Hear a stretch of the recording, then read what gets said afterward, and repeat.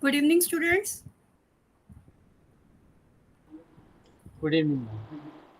Uh, After 5 minutes, we will start our class. Okay, ma'am. Okay.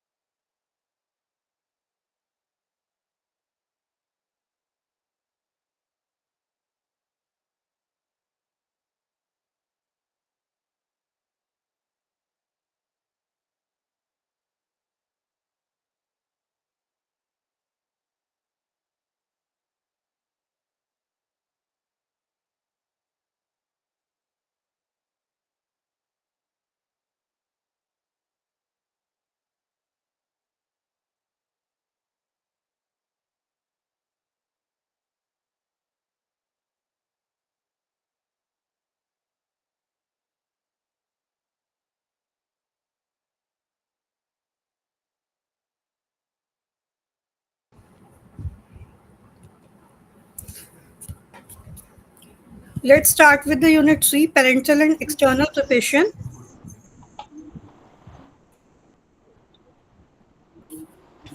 Dear students, if I'm audible to you. Yes, ma'am. Okay.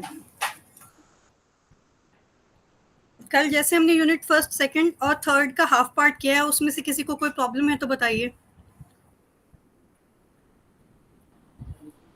No, ma'am. आगे बढ़ सकते हैं. Okay.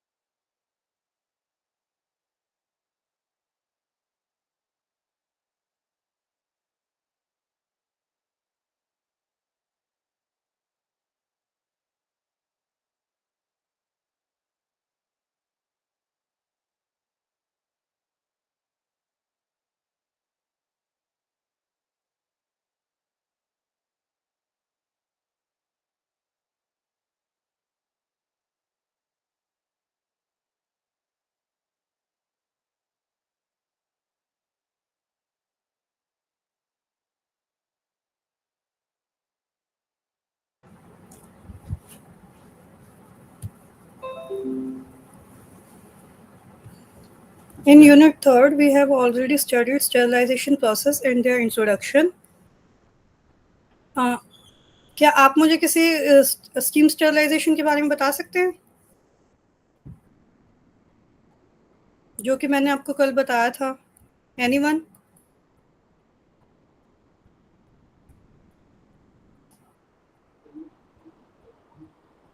Ma'am ये इसमें क्या होता है, वाटर के बजाय, हॉट वाटर के बजाय स्टीम का इस्तेमाल करते हैं, जिसमें टेम्परेचर 100 डिग्री सेंटीग्रेड से ज़्यादा होता हाँ है जी, स्टीम का। तो ये हाँ जितने भी माइक्रोबायल एजेंट हैं उसमें, वो उससे किल हो जाते हैं, ये फ़ायदा होता हाँ है। जी, हाँ जी। और ये प्रोसेस क्यों किया जाता है?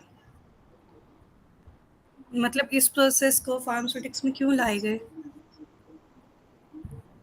इसमें हाँ जी।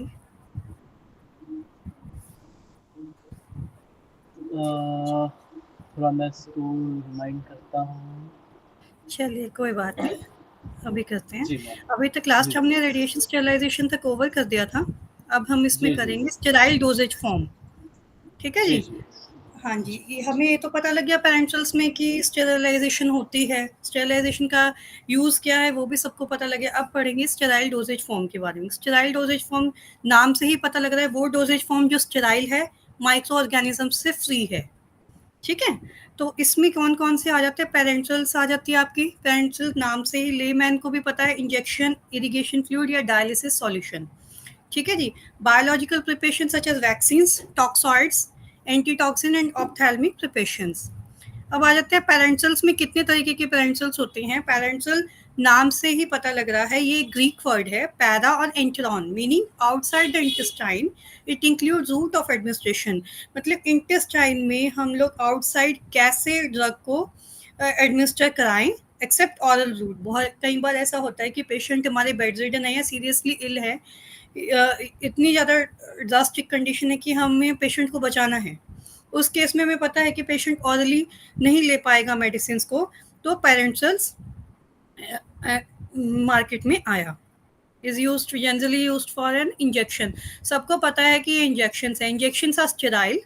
स्टेराइल होते हैं, पायरोजन फ्री प्रिपरेशन होती है। Pyrogen are the metabolic products of microorganisms. They increase the body temperature, they cause fever, so the injection must be pyrogen free.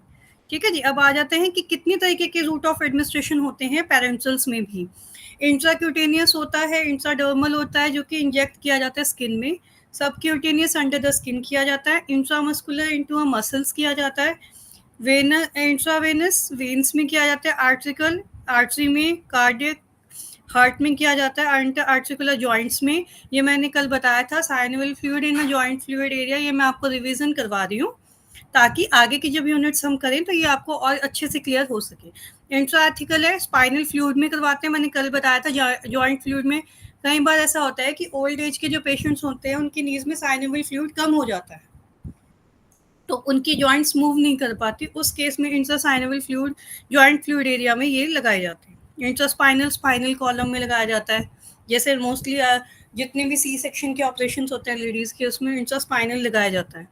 ठीक है जी। अब आ जाते हैं parenteral route of administration used for following purposes. Parenteral हमारी market में क्यों आया? क्योंकि ऑरल में क्या था, थोड़ा टाइम लग रहा था टैबलेट कैप्सूल सिरप्स में। पहले हम इनटेक करेंगे, फिर वो ब्लड में सर्कुलेट करेंगे, ब्लड में डिजॉल्व होंगे, उसके बाद वो अपना फार्माकोलॉजिकल एक्शन देंगे। बहुत बार ऐसा होता है कि हमारे पेशेंट इतने सीरियस इल होते हैं कि हम लोगों को उन्हें रैपिड एक्शन ऑफ ड्रग देना पड़ता है। उस केस में parenteral route is a best example. In emergency cases, the route of is used for when the drug is ineffective by other routes, like it may be inactive in the GIT tract, ताकि हमारी जो drug है वो other route से क्या होता है, GIT track पे इफेक्ट करते, इनइफेक्टिव रहे। और कई बार ऐसा होता है GIT ट्रैक से अगर कोई मेडिसिन जा रही है ना, तो वहीं पे इफेक्ट उसका खत्म हो जाता है कभी कभी। तो हम उस केस में भी हम लोग पेरेंटल का इस्तेमाल करते हैं। When the patient is unable to take the drug by oral route, is मैंने बताया अनकॉन्शियस और अनकोऑपरेटिव। ठीक है जी। Parenteral route of administration have some disadvantages also. These are injection are to be administered by trained person. पहली बात कि injection जो है ट्रेन्ड पर्सन्स के थ्रू दिए जाएं, लाइक फिजिशियन और नर्स।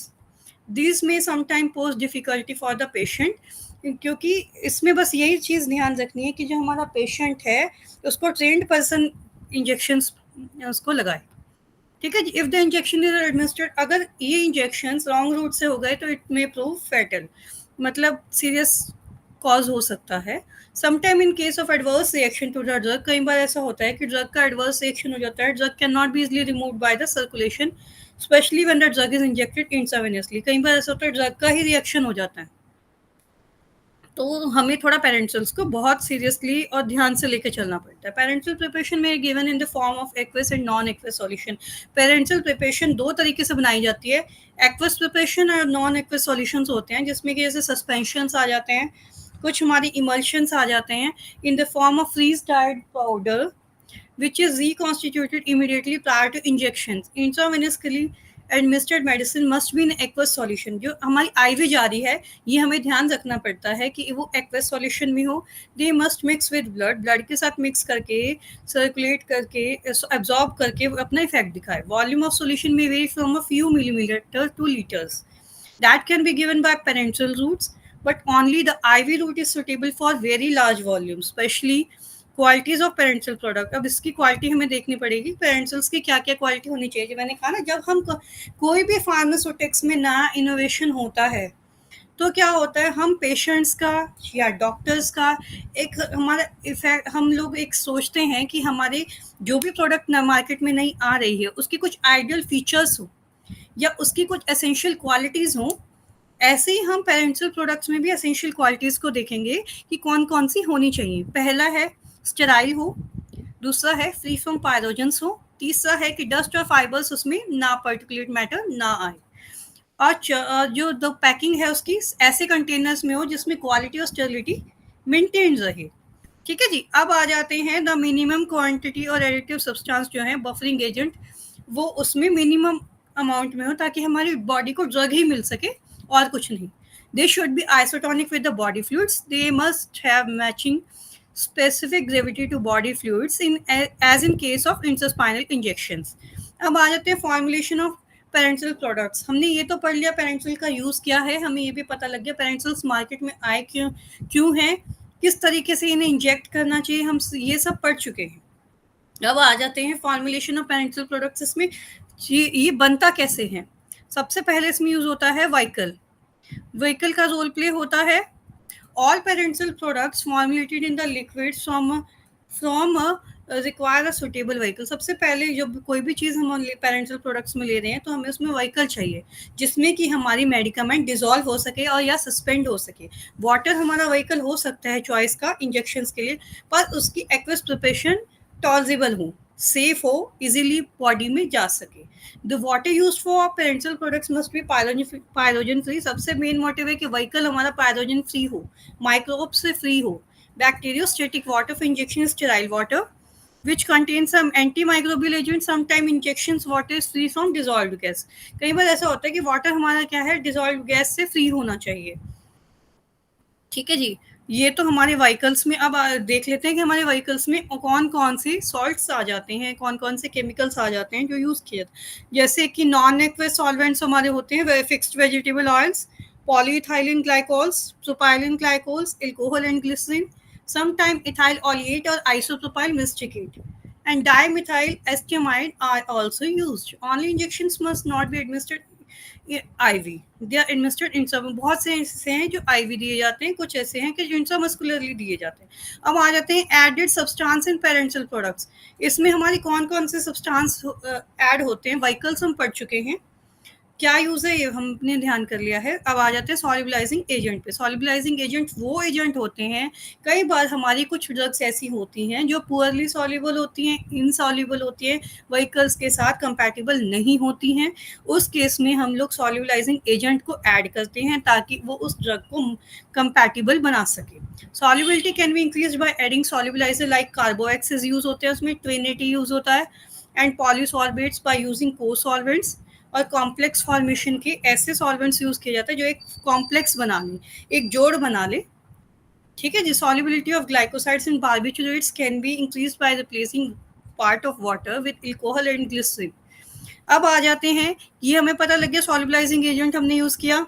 अब स्टेबिलिटी के लिए स्टेबलाइजर्स भी हमें चाहिए। Drug present in the injection में अंडरगो हाइड्रोलिसिस। हमारी जो ड्रग है पेरेंटल्स की वो दो प्रोसेस से गुजरती है, हाइड्रोलिसिस एंड ऑक्सीडेशन।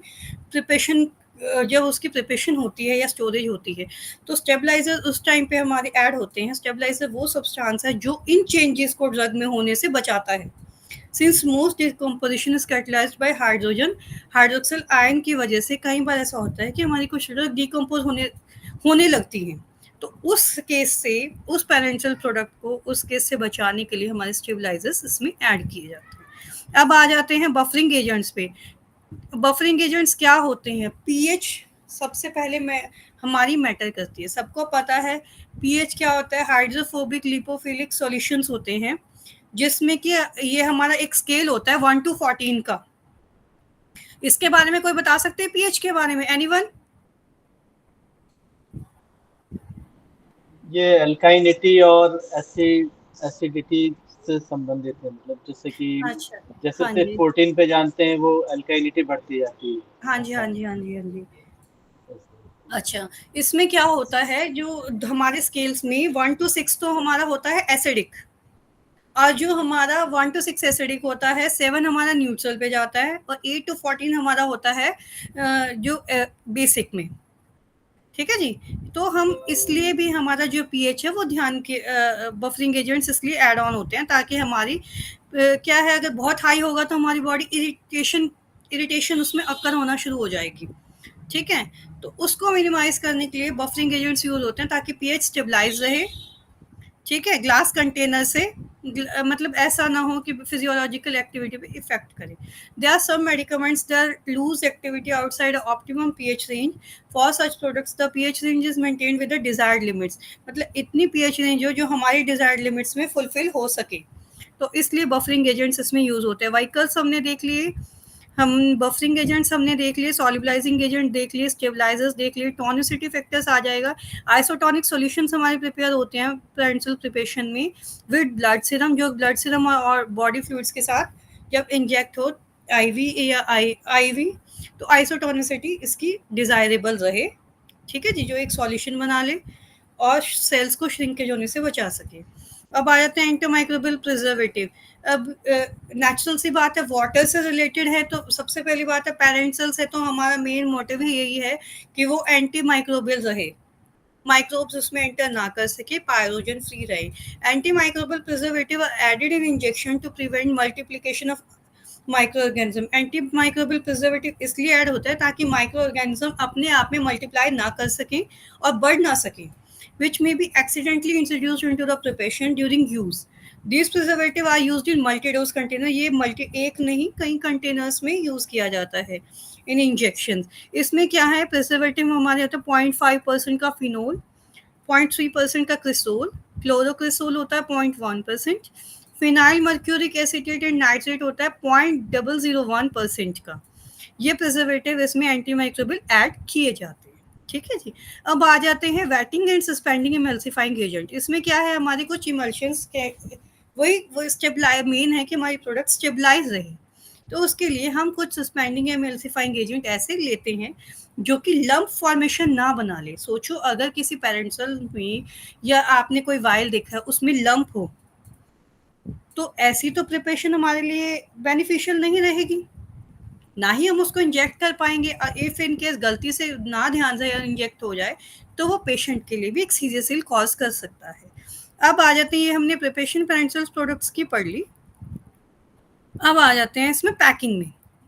हमें ये पता लग गया कि पेरेंटल्स हमने कि मार्केट में क्यों आए, रीज़न क्या था. हमें ये पता लग गया कि हमने उसको बनाना कैसा है, ये अब सबसे बात है, बन चुका है, यूज़ पता लग चुका है, अब उसे पैक करके मार्केट में देना है. इंजेक्शंस आप पैक देना सिंगल डोज कंटेनर और मल्टी डोज कंटेनर, ये दो तरीके के कंटेनर्स में पैक किए जाते हैं, या तो सिंगल डोज में या मल्टी डोज में. सिंगल डोज कंटेनर वो होते हैं जो हर्मेटिकली सील्ड होते हैं, कंटेनिंग अ सिंगल डोज, जिसमें एक टाइम पे एक ही डोज होती है, कैन नॉट बी रीसील्ड और रीयूज. उसको अगर एक बार ब्रेक कर लिया तो ऐसा नहीं हो कि उसको आप रीयूज कर सकते हो. मल्टी डोज कंटेनर में ये होता है कि एक पैकेट में एक नहीं 5 का सेट होगा या 10 का सेट होगा. ठीक है, दैट इज हर्मेटिकली सील्ड, जिसमें से एक डोज आप निकालोगे और वो यूज कर लोगे, नेक्स्ट आप यूज कर सकते हैं. ये फर्क होता है सिंगल डोज और मल्टी डोज में. अब आ जाते हैं इवैल्यूएशन में. जब हमें ये पता लग गया कि पैकिंग कर ली, पर मार्केट में जाने से पहले क्या होता है, उसकी इन प्रोसेसिंग भी क्वालिटी चेक होती है और बनने के बाद भी क्वालिटी चेक होते हैं before they are moving to the market. अब उसमें भाई उसमें कैसे इवैल्यूएशन हम इवैल्यूएट करेंगे. सबसे पहले कुछ टेस्ट आ जाते हैं, sterility test, pyrogen test, clarity test and leakage test. Sterility test में क्या आ जाता है, ऑल पेरेंटल प्रोडक्ट्स जो होते हैं उनकी स्टर्लिटी को टेस्ट किया जाता है कि उसमें कोई लिविंग ऑर्गेनिज्म तो नहीं है, microorganism. For sterility test suitable nutrient media लेकर, एकेशिया भी लेते हैं कई बार लोग.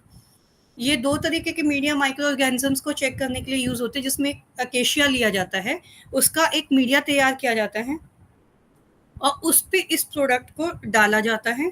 अगर इसमें कोई जैसे होता है ना कि कुछ टाइम के लिए इसको इंक्यूबेट किया जाता है, कुछ टाइम पीरियड के लिए, 1 हफ्ते के लिए या 15 डेज के लिए.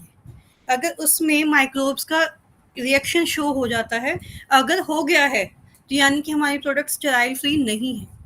अगर नहीं हुआ है, कांस्टेंट है, यानी कि हमारी प्रोडक्ट ओके है, फर्दर आगे प्रोसीड हो सकती है, स्टेराइल है, उसमें माइक्रो ऑर्गेनिजम्स की ग्रोथ नहीं हुई है. कि जितने भी पेरेंटल्स प्लांट हैं उनमें जो क्वालिटी चेक होता है वो इन्हीं बेसिस पे होता है. उसमें माइक्रो ऑर्गेनिज्म का एक अलग सेक्शन होता है जिसमें ये टेस्ट परफॉर्म किए जाते हैं, जिनमें क्या आ जाता है, स्टर्लिटी टेस्ट आ जाता है, जो ऐसे ही किया जाता है. Sterility test is done under aseptic condition. बहुत एसेप्टिक कंडीशन होती है, that no microorganism get accidentally access. वहाँ पे कोई भी एक्सेस नहीं हो सकता माइक्रो ऑर्गेनिज्म का, तो उसके अंडर रहते हुए, ध्यान रहते हुए ये टेस्ट किए जाते हैं, जिनमें मीडिया मोस्टली अकेशिया यूज होता है वहाँ पे. ठीक है जी. अगर उसमें मैंने कहा ना, an aliquot portion of material under test is transfer to sterile media, incubated under appropriate conditions में रखा जाता है, ह्यूमिडिटी, टेम्परेचर एंड टाइम में.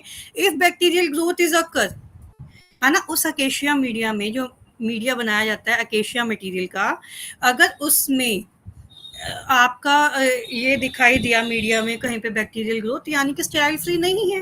और अगर आपका कोई ग्रोथ हुई ही नहीं है, हफ्ता या 1 वीक या 15 डेज के बाद जब चेक करते हैं और कोई ग्रोथ नहीं हुई है, इसका मतलब है आपकी प्रोडक्ट ओके है, स्टेराइल है.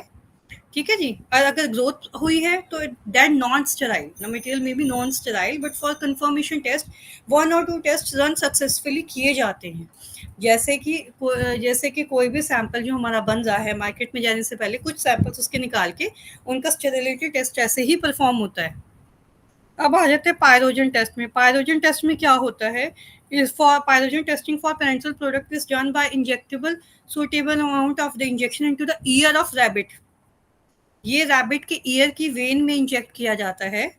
एंड अगर रैबिट का बॉडी टेम्परेचर बढ़ जाता है, अगर उसमें कोई पायरोजन फ्री नहीं होगा, पायरोजन होगा उसमें, तो बॉडी टेम्परेचर ऑटोमेटिकली रैबिट का बढ़ जाएगा। उसमें रैबिट का ही टेम्परेचर ऑब्जर्व किया जाता है। If no fever is recorded in the rabbit, the product is said to be pyrogen free, यानी कि वो पायरोजन फ्री है अगर रैबिट का नॉर्मल टेम्परेचर है। और करते उसको ऐसे ही है कि ईयर वेन में रैबिट की इंजेक्ट कराया जाता है। All depend on the rise of body temperature of rabbit are observed. अब आ जाते हैं क्लैरिटी टेस्ट पे। क्लैरिटी टेस्ट में क्या हो जाता है, क्लैरिटी दिखी जाती है। Clarity of test is done to check the presence of particles of fibre etcetera in the product. Many devices nowadays available with detect the particles. बहुत से डिवाइसेज ऐसे हैं जो क्लैरिटी टेस्ट के लिए पार्टिकल्स को डिटेक्ट करने के लिए लाइट अब्जॉर्प्शन वाला भी आता है, जिसमें क्या होता है, एक एक पोर्शन वाइट होता है, एक पोर्शन ब्लैक होता है, उसमें लाइटिंग होती है, वहां पे क्लैरिटी टेस्ट देखा जाता है। अगर व्हाइट कलर के पार्टिकल्स होते हैं तो ब्लैक पोर्शन में शो होंगे, और अगर ब्लैक कलर के पार्टिकल्स है तो व्हाइट पोर्शन में वो शो हो जाएंगे। ठीक है जी।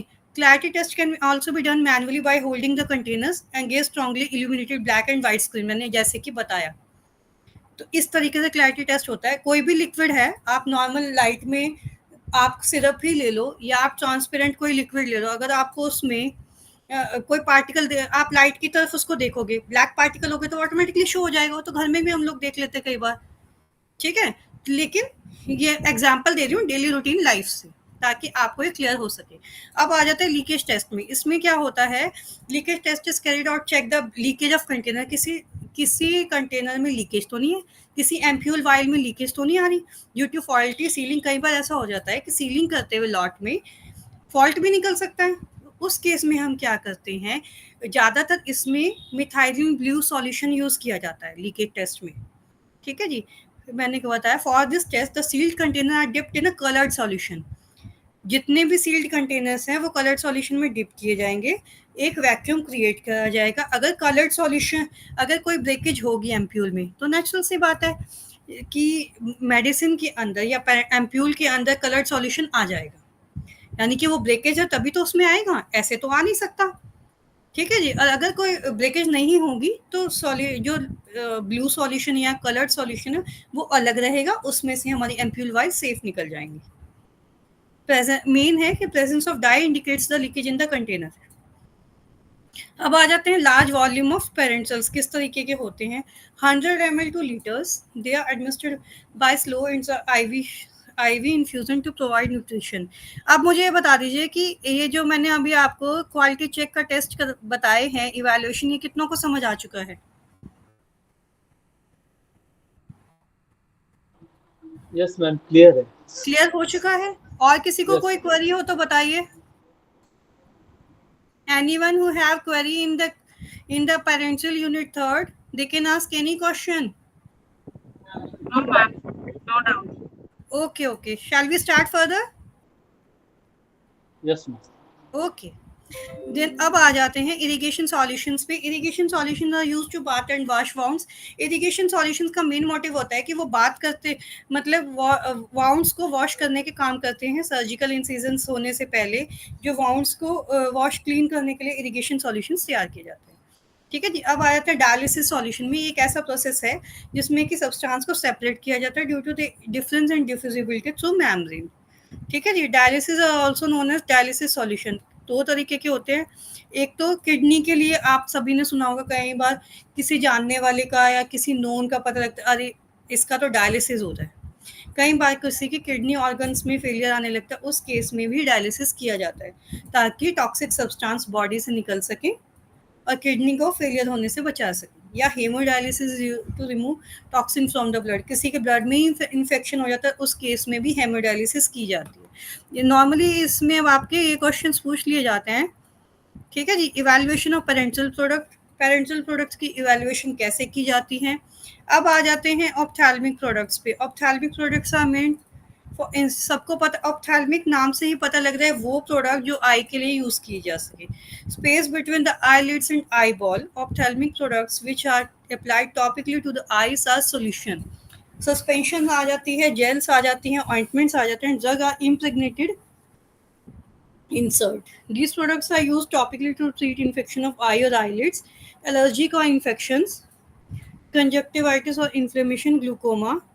To treat all this condition, to treat all these conditions, ophthalmic products, anesthetic, antimicrobial और anti-inflammatory ग्लूकोमा एजेंट्स यूज़ किए जाते हैं आर्टिफिशियल टीयर के लिए। ठीक है जी, अब इसमें आई ड्रॉप्स आ जाते हैं आपकी। ठीक है, इसमें क्या होता है, ऑयली और एक्वस सॉल्यूशन होता है जो सस्पेंशन यूज़ की जाती है आई के अंदर, सबको पता है, लास्ट यूनिट में भी मैं क्लियर कर चुकी हूँ। अब आ जाते हैं इसको किस किस बेसिस पे बनाया जाता है। स्टेरिलिटी होनी चाहिए, आइसोटोनिसिटी होनी चाहिए, बफरिंग मेंटेन होनी चाहिए, विस्कोसिटी मेंटेन होनी चाहिए, सरफेस एक्टिविटी होनी चाहिए, क्लैरिटी होनी चाहिए, बायोअवेलेबिलिटी होनी चाहिए, पैकिंग होनी चाहिए।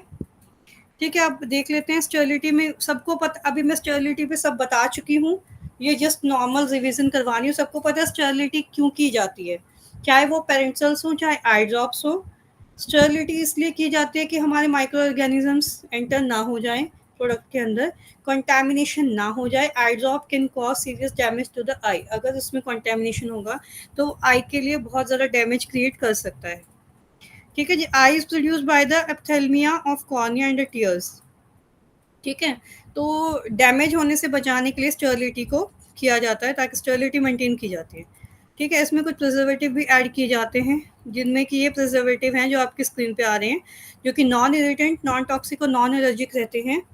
बेंजिल अल्कोनियम क्लोराइड और फिनाइल मर्क्यूरिक एसिटेट, ये और आइसोथर्मल 0.05 से लेके 0.1% तक रहते हैं। आइसोटोनिसिटी मैं आपको उसमें भी बता चुकी हूँ, पहले सेक्शन में भी पेरेंटल्स के, इसमें भी बताने जा रही हूँ रिवीजन के तौर पे। Eye drops isotonic to lacrimal solution, ऐसे आइसोटोनिसिटी मेंटेन रहे ताकि लाइक्रोमल सिक्रीशंस जो हैं वो टॉलरेट की जा सके। कई बार ऐसा होता है कि कुछ आई ड्रॉप्स ऐसे होते हैं, जब आप उनको इंस्टिल करते हैं आई के अंदर, तो बहुत ज़्यादा लाइक्रोमल सिक्रीशन होती है। इनफैक्ट कि जो मेडिसिन हम ले भी रहे हैं ना आई में, वो भी निकल जाती है या बहुत इरिटेशन क्रिएट करती है। तो उस इरिटेशन को बचाने के लिए, can cause minimum irritation, isotonicity को मेंटेन किया जाता है। बफरिंग एजेंट मैं लास्ट बता चुकी हूँ, पीएच मेंटेन की जाती है। ठीक है जी, नॉर्मल आई की पीएच है 7.4। ठीक है, तो उसको मेंटेन करने के लिए, एसिडिटी और एल्कनिटी रेंज को मेंटेन करने के लिए हमें ऐसा रेंज रखनी पड़ती है जो आइज के अकॉर्डिंग रहे, यानी कि 6 to 8, which is comfortable to eye, hence a compromised pH is selected and maintained by buffering a greatest activity and maintain stability. ठीक है जी, चलिए अब आगे फर्दर प्रोसीड करते हैं विस्कोसिटी पे। विस्कोसिटी हमारी क्या होती है कि प्रोडक्ट हमारी जो आई है, हम लोगों की एक डिज़ायरेबल फीचर ये रहता है कि कभी आपने ध्यान किया होगा, आई ड्रॉप सबके घर में मिलती हैं, कई बार आईज में पेन हो जाता है, हम नॉर्मल भी यूज़ कर लेते हैं। तो क्या होता है कि अगर विस्कोसिटी वहाँ मैटर करती है, अगर बहुत ज़्यादा विस्कोसिटी में विस्कोसिटी मेंटेन नहीं रहेगी, आपने सपोज आई ड्रॉप इंस्टॉल की आई में, विस्कोसिटी नहीं है तो सारी जो ड्रग है वही बाहर निकल जाएगी लेक्राइमल सिक्रीशन से। अगर विस्कोसिटी बहुत थिक है तो वो डल ही नहीं पाएगी। तो हमें ऐसी मिनिमम विस्कोसिटी रखनी पड़ती है, ना हाई हो ना लो हो, मिड हो, जो आई ड्रॉप्स इजीली एडमिनिस्टर करी जा सके। स्मॉल अमाउंट ऑफ ड्रॉप, जितनी हमें चाहिए उतनी ड्रॉप निकले, टिश्यूज़ में जाए। लेक्राइमल सिक्रीशन से ऐसा भी नहीं कि सारी मेडिसिन ही निकल गई, और ऐसा भी नहीं है कि बिल्कुल ही मेडिसिन गई ही नहीं है आइज़ में। तो ये चीज़ों को ध्यान में रख के विस्कोसिटी मेंटेन की जाती है। फिर आ जाता है सरफेस एक्टिविटी। ठीक है जी, फिर आ जाता है आपका क्लैरिटी। क्लैरिटी में लास्ट में बता चुकी हूँ, वो क्लैरिटी वो चीज़ होती है कि पेरेंटल्स में या ऑप्थेल्मिक सॉल्यूशंस में must free from particulate matter, उसमें पार्टिकुलेट मैटर से फ्री होना चाहिए ताकि पेशेंट को कंफर्ट रहे, सेफ्टी रहे। Various type of filter media के थ्रू क्लैरिफिकेशन किया जाता है मेम्ब्रेन फिल्टर से, ताकि उसमें कोई भी ऐसा ना रहे कि पार्टिकुलेट मैटर आ जाए। ठीक है जी, उसके बाद होता है ऑक्यूलर बायोअवेलेबिलिटी, यानी कि activity of medicament may be affected by some physiological factors. Bioavailability नाम से ही पता लग रहा है, a drug which is available to the biological system, that is called bioavailability. हमारे बायोलॉजिकल सिस्टम को ड्रग कितनी अवेलेबल हो पा रही है, दैट इज कॉल्ड बायोअवेलेबिलिटी। हमें ऑप्थेल्मिक सॉल्यूशंस में भी ऑक्यूलर बायोअवेलेबिलिटी को मेंटेन रखना पड़ता है कि हमें जितनी मेडिसिन चाहिए उतनी मेडिसिन हमें मिल पाए। ठीक है जी, अब आ जाते हैं, ये हमें पता लग गया बनती कैसे, पैकिंग कैसे होती है। स्मॉल कंटेनर्स में होती है, सबने देखी है, 2 से लेकर 30 ml तक की प्रोडक्ट ये नॉर्मली बनाई जाती है। Container used for eyedrops must preserve the sterility of content, protect the content from environmental factors से बचा के रखते हैं, कन्वीनियंटली हैंडल हो जाए। स्मॉल ग्लास बॉटल्स होती है, सेपरेट ग्लास या प्लास्टिक ड्रॉपर्स होते हैं जिनमें ये ड्रग्स पैक की जाती है। ठीक है जी, अब आ जाते हैं इसमें ऑप्थेल्मिक प्रोडक्ट्स में। ऑप्थेल्मिक प्रोडक्ट्स में आ जाते हैं आपके eye lotions, ophthalmic ointments, contact lens solutions. ठीक है जी, आई लोशंस में आपके आते हैं sterile aqua solutions containing no bactericides. वो लोशंस होते हैं जिनमें बैक्टीरियोसाइड्स एंटर ना कर सके और हमारी जो आई की जो प्रोडक्ट है वो इरिगेटिंग द आई और अप्लाइड विद आई बाथ, भाई आई लोशंस आई बाथ का काम करते हैं। ऑप्थेल्मिक ऑइंटमेंट्स हो जाती हैं, मस्ट बी स्टेराइल रहें, नॉन इरिटेंट रहें, free from particulate matter, allow diffusion of medicament into the secretions of the eye. अब आ जाते हैं कॉन्टैक्ट लेंस। बहुत से आपको पता है नॉर्मल भी आजकल क्या होता है कि कॉन्टैक्ट लेंस लोग ट्रेंड में भी पहनते हैं लोग, किसकी ऐसा है कि आई विजन कमज़ोर है उसके लिए भी कॉन्टैक्ट लेंस सॉल्यूशंस आए जाते हैं। ठीक है जी, अब आ जाते हैं ये कुछ क्वेश्चंस पूछ लिए जाते हैं, ये कुछ क्वेश्चंस पूछ लिए जाते हैं normally.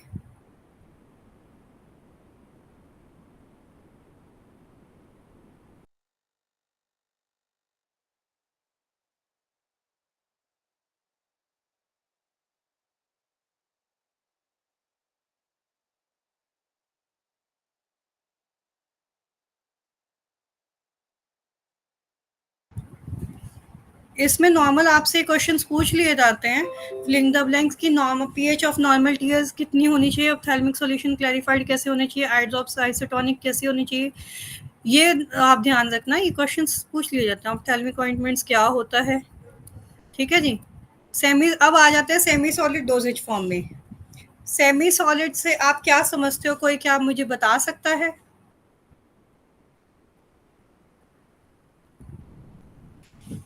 Can anyone tell me about the what is the semi-solid dosage form? I will discuss it जैसे later, unit first and second also. जैसे टूथपेस्ट होता है वो सेमी सॉलिड होता है। Toothpaste होता है, how can you define the semi-solid dosage form? It's not the definition. मतलब ये एक्वस तो नहीं होता होगा, ऑयल या किसी और से प्रिपेयर होता होगा आई थिंक। नहीं होगा अभी नहीं तक ना, मैंने पढ़ा है बताओ मुझे। चलिए कोई बात नहीं, मैं बता देती हूँ। जी। सेमी सॉलिड नाम से ही पता लग रहा है, सेमी मतलब हाफ, सॉलिड माने सॉलिड और प्रिपरेशन मतलब वो डोजेज फॉर्म, ना कि वो सॉलिड में, ना तो वो सॉलिड हो ना वो लिक्विड हो। ठीक है, सेमी हो, क्लियर हो गया। Yes ma'am. वो डोजेज फॉर्म जो कि सेमी हो, सेमी मतलब हाफ। ठीक है, semi solid preparation are mainly meant for topical application. ये ज़्यादातर जनरली एक्सटर्नल यूज़ की प्रिपरेशंस की होती हैं, पर इसका अगर आप कोई डेफिनेशन पूछे तो हम उसको ये नहीं बता सकते ना कि टूथपेस्ट होता है। हम उसको, कोई हमसे पूछे सेमी सॉलिड डोजेज फॉर्म की डिफाइन करो, हम उसको वही बताएंगे कि सेमी सॉलिड प्रिपरेशन वो प्रिपरेशन होती है जो कि ना तो उसे सॉलिड में कंसीडर करते ना उसे लिक्विड में करते, वो सॉफ्ट सी प्रिपरेशन होती है। ठीक है, semi-solid preparation are mainly meant for topical applications. Semi-solid preparation are applied to the skin mucosa. Skin की external layer पे apply किया जाता है, इसलिए कहते हैं topical application.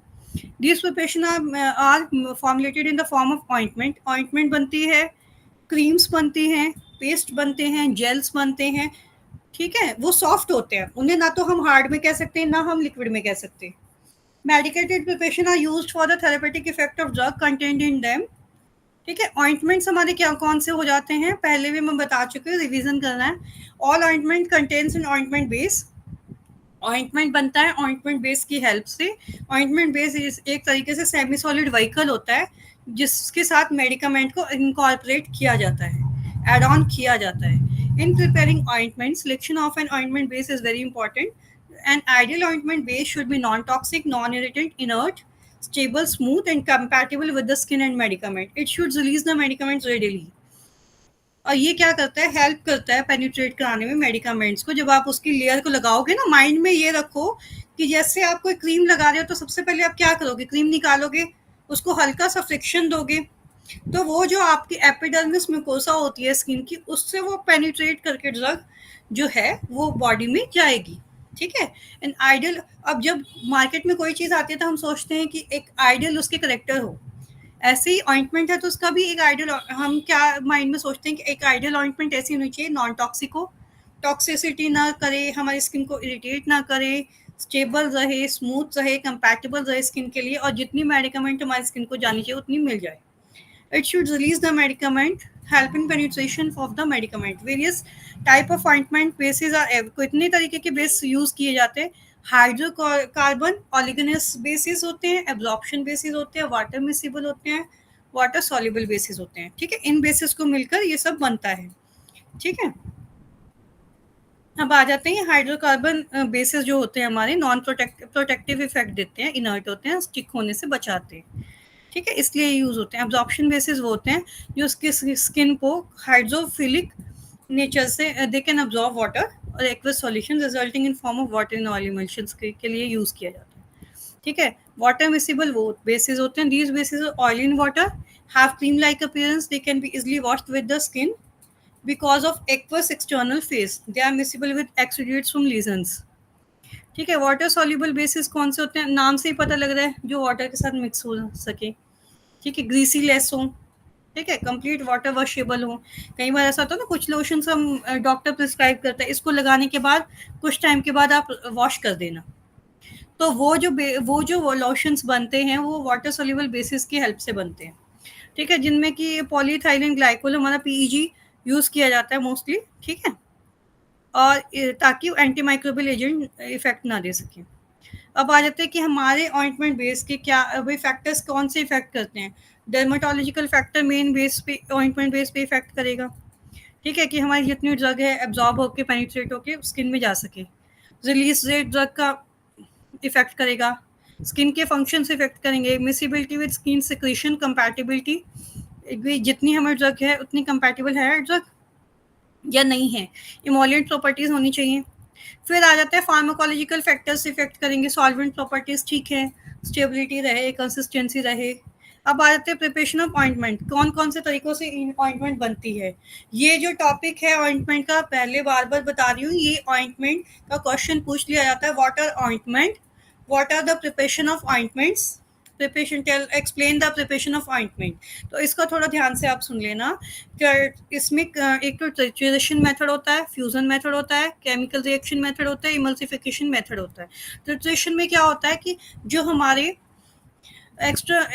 एक्सटेम्पोरेनियस प्रिपरेशन होती है मेडिकेटेड ऑइंटमेंट की, वो इंसॉल्युबल रहे, यूनिफॉर्म डिस्ट्रीब्यूशन ड्रग की ऑइंटमेंट में दे सके, ठीक है जी। Evenly distributed by trituration in with small amount of base, one of the ingredient of base, it is diluted with gradually, मतलब डाइल्यूट हो सके, इंक्रीज अमाउंट ऑफ बेस, ठीक है जी। मेन है कि सॉल्युबल रहे, डिसॉल्व हो सके, ठीक है, ऑइंटमेंट बेस के साथ कंपैटिबल रहे, तो इस टाइचुरेशन मेथड से होता है।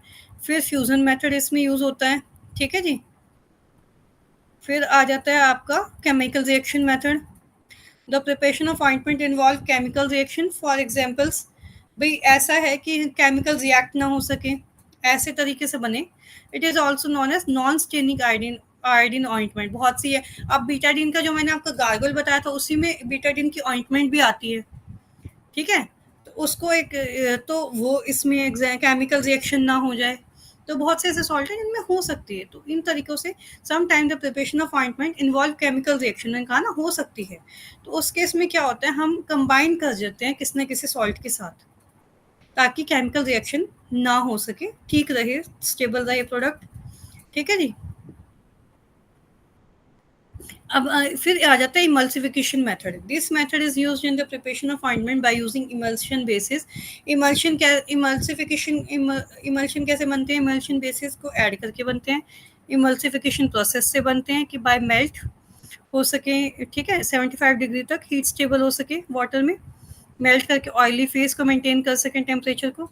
अब इसमें ये क्वेश्चन पूछ लिया जाता है, इमल्शन बेस क्या होता है, ऑइंटमेंट बेसिस कैसे क्लासीफाई किए जाते हैं। अब आ जाते हैं क्रीम्स पे, ठीक है। क्रीम्स भी हमारी सेमी सॉलिड ऑइंटमेंट होती हैं, जो कि वन और मोर मेडिकामेंट को मिलकर बनी होती हैं, या तो एक सिंगल सॉल्ट होगा या सिंगल से ज़्यादा सॉल्ट होंगे। मेडिकेटेड बहुत से सबके पास किसी ना किसी के ड्रॉर में कोई ना कोई मेडिकेटेड क्रीम मिल ही जाएगी, चाहे उसमें आप कोई भी ले लो। एंटी फंगल आ जाती हैं, ठीक है। तो उसमें क्या है, ऐसे ढंग से बनाई जाती है जिसमें या तो एक सिंगल सॉल्ट हो, एक से ज़्यादा हो, ठीक है। और ऐसे ढंग से बनाई जाती है, oil in water, water in oil emulsion की हेल्प से बनाई जाती है। Pharmaceutical cream base either oil water emulsion और एनी वाटर वॉशेबल क्रीम्स बनाई जाती हैं, ठीक है जी। ऐसे ढंग से ध्यान करके ताकि उनमें बैक्टीरियल मॉल्ड ग्रोथ ना हो सके। अब आ जाते हैं जेलीज पे। जेलीज जेल जो हमारी होती हैं, आपने कभी सभी ने ध्यान किया होगा, एक तो एक्नी के लिए लोगों ने लिए होंगे, एडेप्लिन की जेल आती है, कभी ध्यान किया हो। क्लिंडामाइसिन की जेल आती है, ठीक है। दीज जेलीज आर ट्रांसपेरेंट या ट्रांसलूसेंट होती हैं और नॉन ग्रीसी होती हैं। These semi solid preparation generally ये एक्सटर्नली अप्लाई करने के लिए होती हैं। सिंपल से फंडा समझ लीजिए कि ये जितनी भी क्रीम्स हैं, ये जेलीज हैं, ट्रांसपेरेंट होती हैं, ट्रांसलूसेंट होती हैं, इजीली स्किन पे अप्लाई हो जाती हैं with they are used for medication, lubrication और miscellaneous application like patch testing के लिए यूज होता है, ठीक है। अब आ जाते हैं पेस्ट पे। सबके घर में टूथपेस्ट हैं, उनको आप रोज ही यूज करते हैं, सबको पता है ये सेमी सॉलिड प्रिपरेशन है, ठीक है। या कुछ ऐसे हो जाते हैं कि for application to the skin, ठीक है। तो ये यूज किए जाते हैं आपके पेस्ट, इमोलियंट हो जाते हैं, पोरस होते हैं, ठीक है। तो ये चीजें आपकी आ जाती हैं।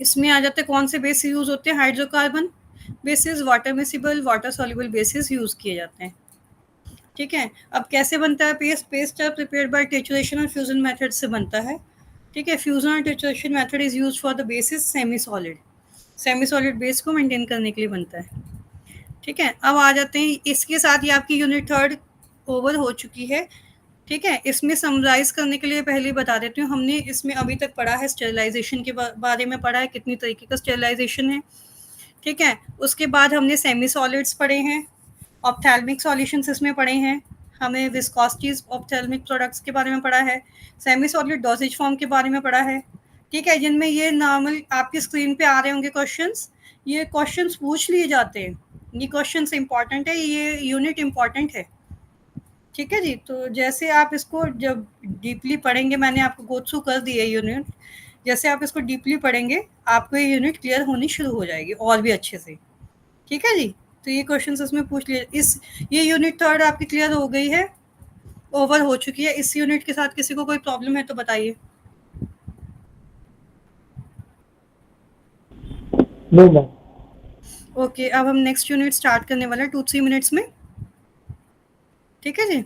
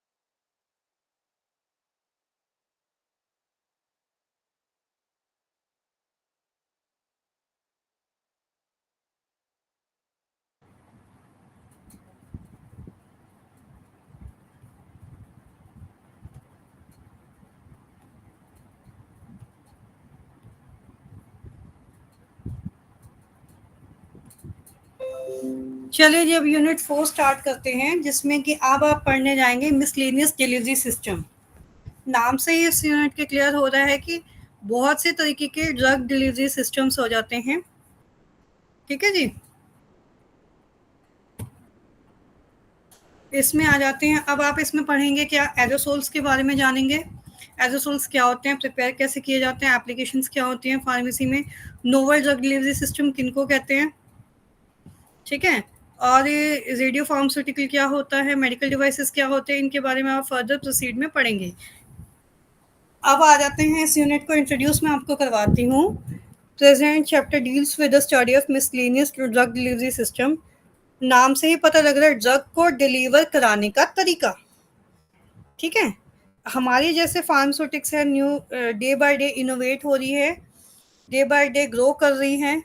उस केस में क्या होता है, अभी तक आपने सिंपल तरीके, अभी तक आपने लास्ट पढ़ा कि रूट्स ऑफ एडमिनिस्ट्रेशन, बहुत से तरीके के रूट्स। अब आप ये पढ़ेंगे कि ड्रग को डिलीवर कराने के क्या तरीके हैं। ठीक है, जिसमें कि आपके आ जाते हैं aerosols, novel drug delivery system, radio pharmaceutical, contrast media, medical devices, implants, ये सब आप इसमें पढ़ने वाले हैं। इसमें वही बहुत वाइटल रोल प्ले करने वाले हैं। ठीक है जी, अब इसमें फर्दर आ जाते हैं हम ऑब्जेक्टिव्स पे। क्या है आपके इसमें, एरोसोल्स पे आ जाओ।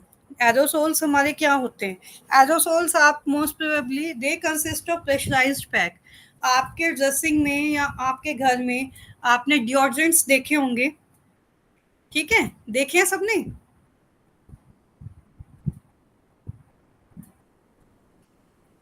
क्या बताया मैम आपने? आप बताओ कि मैंने क्या बताया। नहीं, आपने कुछ टर्म यूज करी थी। अभी अभी आप unit 4 miscellaneous drug delivery system पढ़ रहे हैं। ठीक है, एरोसोल पे इसमें कि ड्रग को डिलीवर कराने का तरीका। ठीक है जी, अब इसमें आप एरोसोल्स के बारे में जान रहे हैं। एरोसोल, मैं ये पूछ रही हूँ कि आपके घर में डिओड्रेंट्स वगैरह हैं। नहीं मैम, ऐसा अभी तो नहीं। अच्छा, कोई बात, एनीवे कोई बात, मैं आपको ये क्लियर कर देती हूँ। ये तो एक डेली रूटीन के एग्जाम्पल से था। एरोसोल्स हमारे होते हैं, they consist of pressurised pack which contain the drug in a solutions. आपने, चलो घर में नहीं होगा, कई बार एड्स में देखते हैं हम लोग, डिओड्रेंट्स की एड आती है। ठीक है, उसमें क्या होता है कि जो हमारा ड्रग कंटेंट होता है एक प्रेशराइज्ड पैक के साथ, पैकिंग के साथ होता है। Drug in a solution with pressurised pack, उसमें एक छोटी सी नोजल होती है, जिसको प्रेस करते हो तो क्या होता है, जो ड्रग है हमारे छोटे छोटे ग्लोब्यूल्स के ड्रॉपलेट्स के फॉर्म में बाहर एक्सपेल आउट होती है। ठीक है, जिनको आप एरोसोल्स भी बोल सकते हो, जिनको आप प्रोपेलेंट्स भी बोल सकते हो। They consist of pressurised pack which contain the drug in a solution. ठीक है जी, in a suitable in a propellants कहते हैं, they are most commonly used for systemic effect in the treatment of asthma। ये ज़्यादा, ये तो मैंने आपको डेली रूटीन के एग्जांपल से बताया कि डिओड्रेंट्स हो गए। ठीक है, मेनली ये यूज किस लिए होते हैं, अस्थमैटिक पेशेंट के लिए यूज होते हैं। आपने वो अस्थमैटिक पंप्स देखे होंगे, उसमें क्या होता है, ऊपर बटन होता है जिसको प्रेस करके जितना ड्रग कंटेंट है प्रेशर की हेल्प से जो पेशेंट है उसकी बॉडी में चला जाता है और लंग्स को एक्सपैंड करके उनको सांस लेने में हेल्प करता है। अब आई थिंक ये आपको अब क्लियर हुआ होगा। Yes ma'am. है ना, तो क्या होता है, वो पर्टिकुलर अस्थमैटिक पेशेंट को सिस्टमिक इफेक्ट देने के लिए या ऑस्टियोपोरोसिस इफेक्ट देने के लिए ये प्रेशराइज्ड पैक मार्केट में आए हैं। क्योंकि डे बाय डे जो हमारी ड्रग फार्मास्यूटिक्स है, डे बाय डे इनोवेट हो रही है, हर चीज़ को मॉडिफाई करती जा रही है। जो जो प्रॉब्लम्स उनके आगे आती हैं कि पेशेंट को इस तरीके से लेने में दिक्कत है, तो हम इस तरीके से ड्रग को डिज़ाइन कर देते हैं। ठीक है जी, अस्थमैटिक पेशेंट है, वो इजीली ड्रग नहीं ले सकता, उसको कैसे तरीके से दें, प्रेशराइज्ड पैक के तरीके से दे सकते हैं। ठीक है, तो उसमें क्या हो जाता है, ये क्वेश्चन एरोसोल्स का आ जाता है। एरोसोल्स होते क्या हैं, these devices are fitted with a metering valve. इसमें क्या होता है, एक मीटर वाल्व फिट होता है जो कि जितना एप्रोप्रिएट डोज पेशेंट की बॉडी में जाना चाहिए उतना उतना मीटर वाल्व मेजर करके ड्रग को पेशेंट की बॉडी में डिलीवर करा देता है एक समय पे। उसमें डिवाइस एक्टिवेट हो जाता है। Aerosols are meant for topical use. ठीक है, कई बार ये अस्थमेटिक पेशेंट्स के लिए यूज़ किया जाता है, मोस्ट प्रोबेबली तो उन्हीं के लिए यूज़ होता है। They must contain substances non steroidal, anti inflammatory, counter irritant के तौर पे भी ये यूज़ किए जाते हैं। Pharmaceutical aerosols are similar to the other dosage form, but they require the same type of consideration with the respect to formulation. बस ये है कि तरीका वही है, पर थोड़ा सा चेंज कर देते हैं ताकि पेशेंट की कंप्लायंस बढ़ सके। ठीक है, प्रोडक्ट की स्टेबिलिटी बढ़ सके, थेरेपेटिक इफेक्ट बढ़ सके। ठीक है नहीं, इसमें क्या होता है, they differ from the doses form and dependence on upon the function of the container. इसमें मेन फंक्शन होता है कंटेनर का रोल प्ले होता है, वॉल्व का रोल प्ले होता है, मीटर्ड वॉल्व का, जिसकी हेल्प से ड्रग एक्सपेल आउट होती है। ठीक है, मेडिकेशन एक्सपेल आउट होती है in a proper form. Pressure is applied to the aerosol system through the use of one or more liquid with gas propellants की हेल्प के साथ ड्रग कंटेंट फिल्ड होता है। ठीक है, ये एरोसोल्स हमारे यूज होते हैं। आई थिंक ये आपको क्लियर हो गया होगा। इसमें डिफाइन एरोसोल्स पूछ लिया जाता है। अब आ जाते हैं प्रिपरेशन।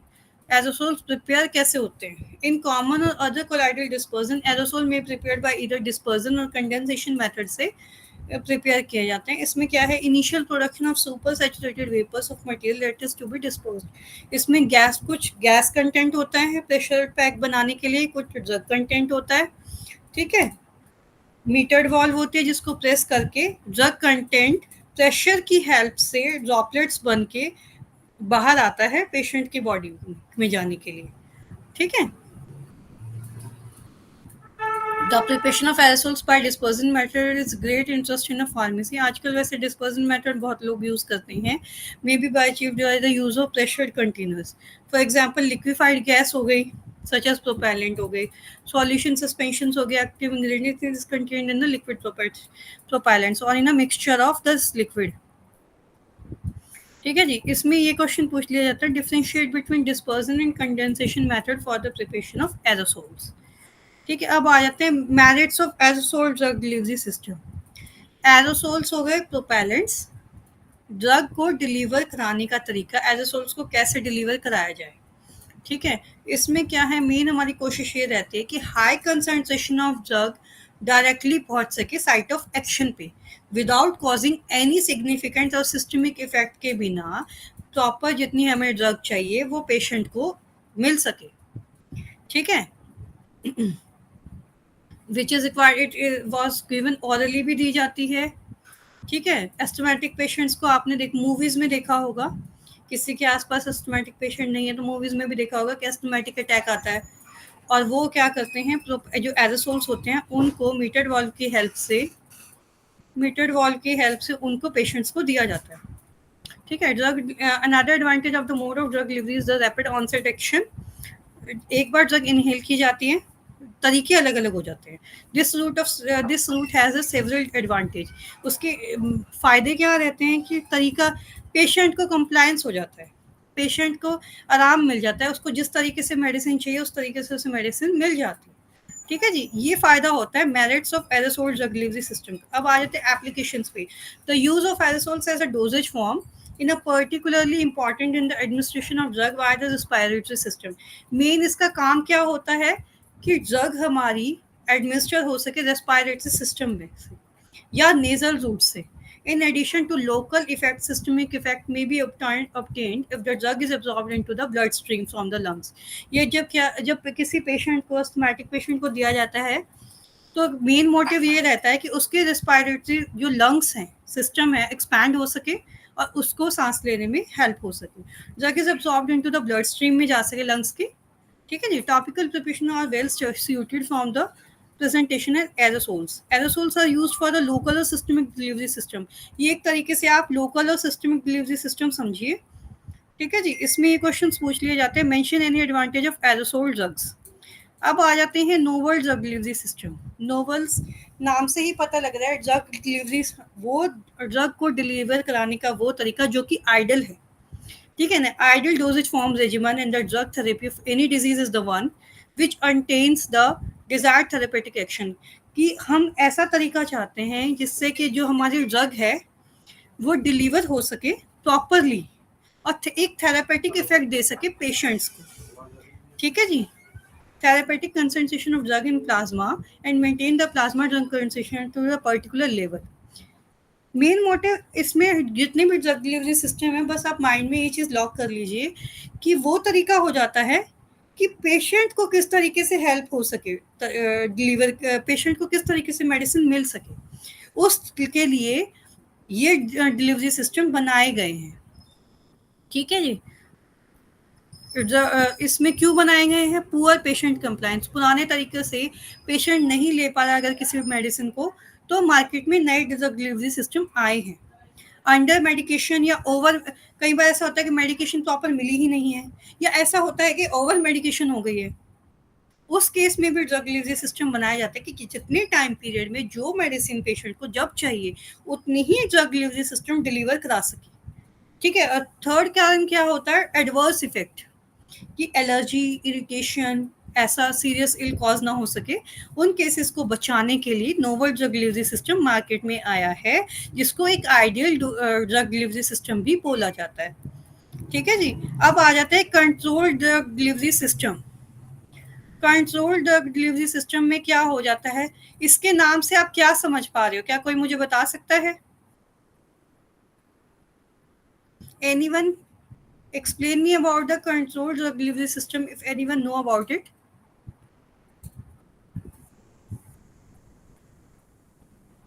इसमें एक खास डोज मेरे ख्याल से दिया जाता है ना, हाँ जी, बोलिए। स्पेसिफिक मतलब कुछ खास इंटरवल में, उसको हाँ जी, कहते हैं हाँ जी। Control drug delivery system.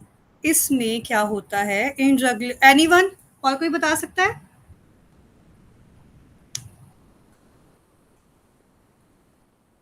Anyone? Okay, I will explain about this. इसमें क्या होता है, नाम से समझिए, ड्रग डिलीवरी सिस्टम, ड्रग को डिलीवर कराने का तरीका इन अ कंट्रोल्ड मैनर। ठीक है, कि हमारी जो ड्रग है डिलीवर तो हो लेकिन एक कंट्रोल्ड मैनर में हो। ठीक है। Control drug delivery system can be defined as the one which deliver the drug at a predetermined rate.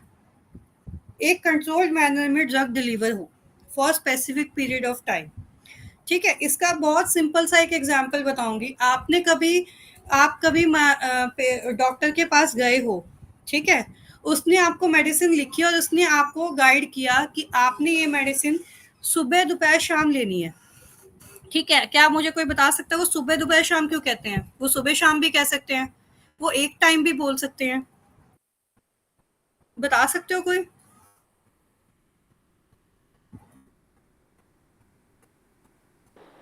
No ma'am, please explain. Okay. इसमें क्या हो जाता है, ये ड्रग डिलीवरी सिस्टम क्यों आया कंट्रोल्ड वाला? कई बार ज़्यादातर क्या होता है, पेशेंट्स को ये बोल दिया जाता है सुबह दोपहर शाम आपने ये मेडिसिन लेनी है, खाने के बाद, खाने से पहले। है तो हम सब ह्यूमन बीइंग्स ही, तो पेशेंट भूल जाता है, वो मेडिसिन ले ही नहीं पाता। तो जो साइकिल चेन होना चाहिए, जितनी मेडिसिन को जिस टाइम पीरियड में इफेक्ट देना चाहिए, वो उतना इफेक्ट नहीं दे पाती। तो अब क्या हुआ कि इन तरीकों को, इस चीज़ को, डिफेक्ट को डिस्कार्ड करने के लिए मार्केट में ड्रग डिलीवरी सिस्टम क्यों बनाया गया है कि ऐसा कोई डिलीवरी सिस्टम बनाया जाए कि पेशेंट एक ही बार मेडिसिन ले और उसको शाम तक कोई मेडिसिन ना लेनी पड़े। उसका लॉजिक क्या होता है कि जब हम कोई मेडिसिन इनटेक करते हैं तो वो क्या करती है, एडीएमई प्रोसेस से गुजर के निकलती है, यानी कि absorption, distribution, metabolism and excretion process से होकर निकलती है। यानी कोई मेडिसिन आपने ली, सबसे पहले वो एब्जॉर्ब होगी ब्लड में, फिर वो डिस्ट्रीब्यूट होगी, मेटाबोलाइज होगी, फिर एक्सक्रीट आउट होगी। That is called ADME process.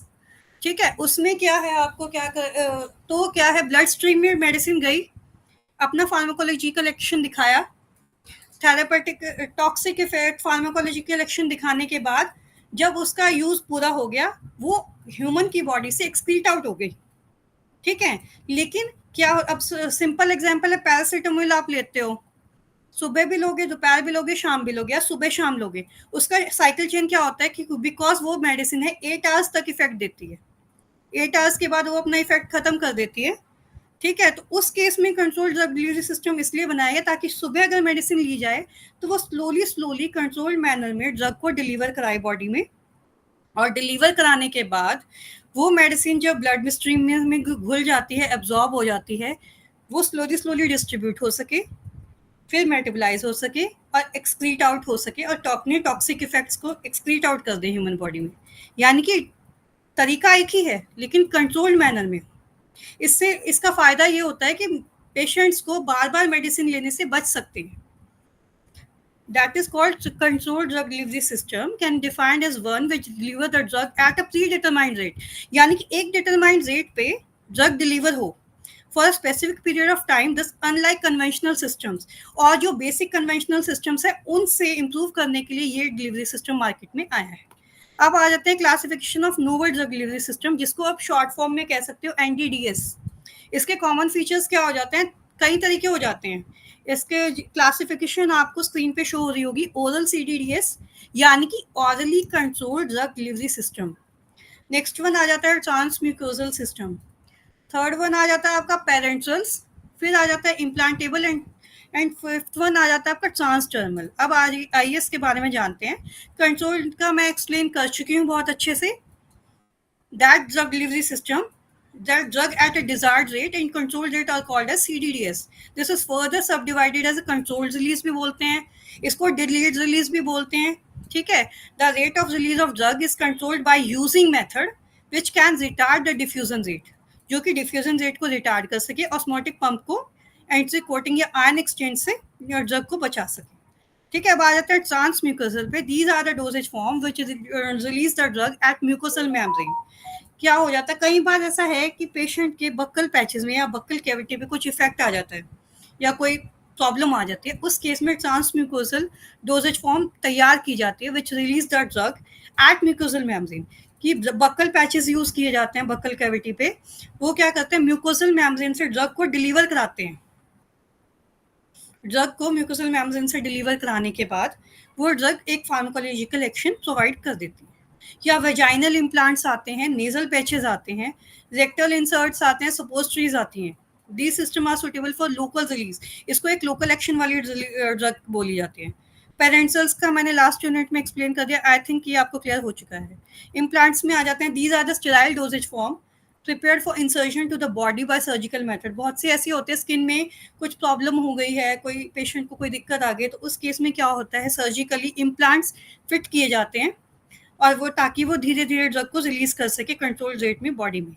वो ऐसे ड्रग इम्प्लांट्स ही आ जाते हैं। अब आ जाते हैं ट्रांसडर्मल पे। These are the preparation applied to the skin. नाम से ही पता लग रहा है transdermal. These are the preparation applied to the skin in form of patches, handy plast type के। जैसे आपने देखा ना, इसका माइंड में आप एग्जाम्पल फिट करके देखो कि जैसे आपने बैंडेड्स देखी होंगी मार्केट में आती हैं। ठीक है, ट्रांसडर्मल पैच का मतलब ट्रांसडर्मल पैच इससे थोड़ा अलग होता है, बट आपको डेली रूटीन के एग्जांपल से समझाने के लिए ठीक है कि आप इसमें देख सकते हो कि बैंडेड है, उसमें बीच में येलो पोर्शन होता है। वो क्यों है, उसके वो ट्रांसडर्मल पैच के फॉर्म में उसका धीरे धीरे ड्रग को पेनिट्रेट कराती है बॉडी में।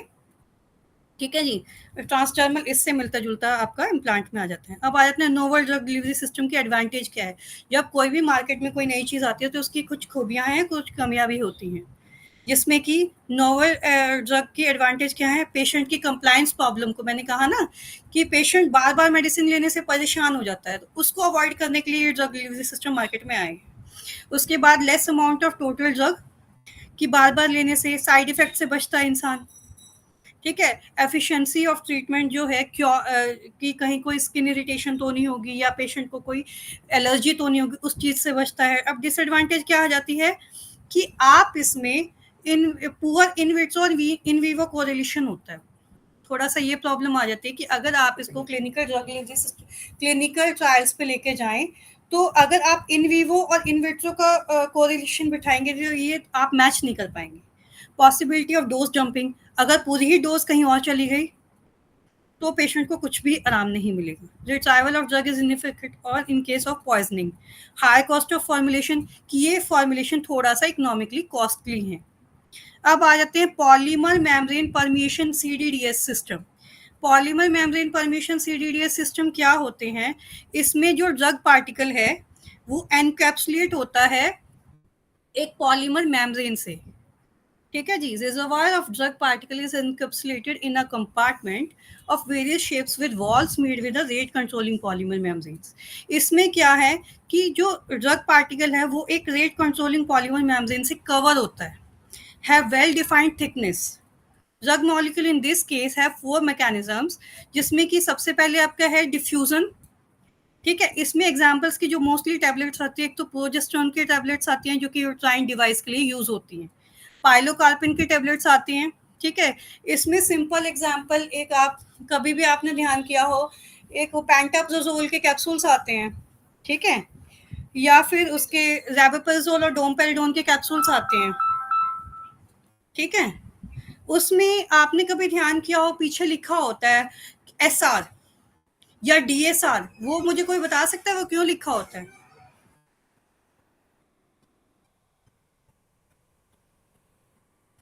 Sustained release. हाँ जी, सस्टेन रिलीज तो है, लेकिन इससे आपका जैसे मैंने पॉलीमर मेम्ब्रेन का आपको बता, बिल्कुल सही आपने बताया, सस्टेन रिलीज ही बोलते हैं उसको. उस सस्टेन रिलीज का मतलब क्या होता है कि जो ड्रग पार्टिकल है, ठीक है, वो धीरे धीरे लंबे समय तक इफेक्ट करता है. और DSR का मतलब बता सकते हो?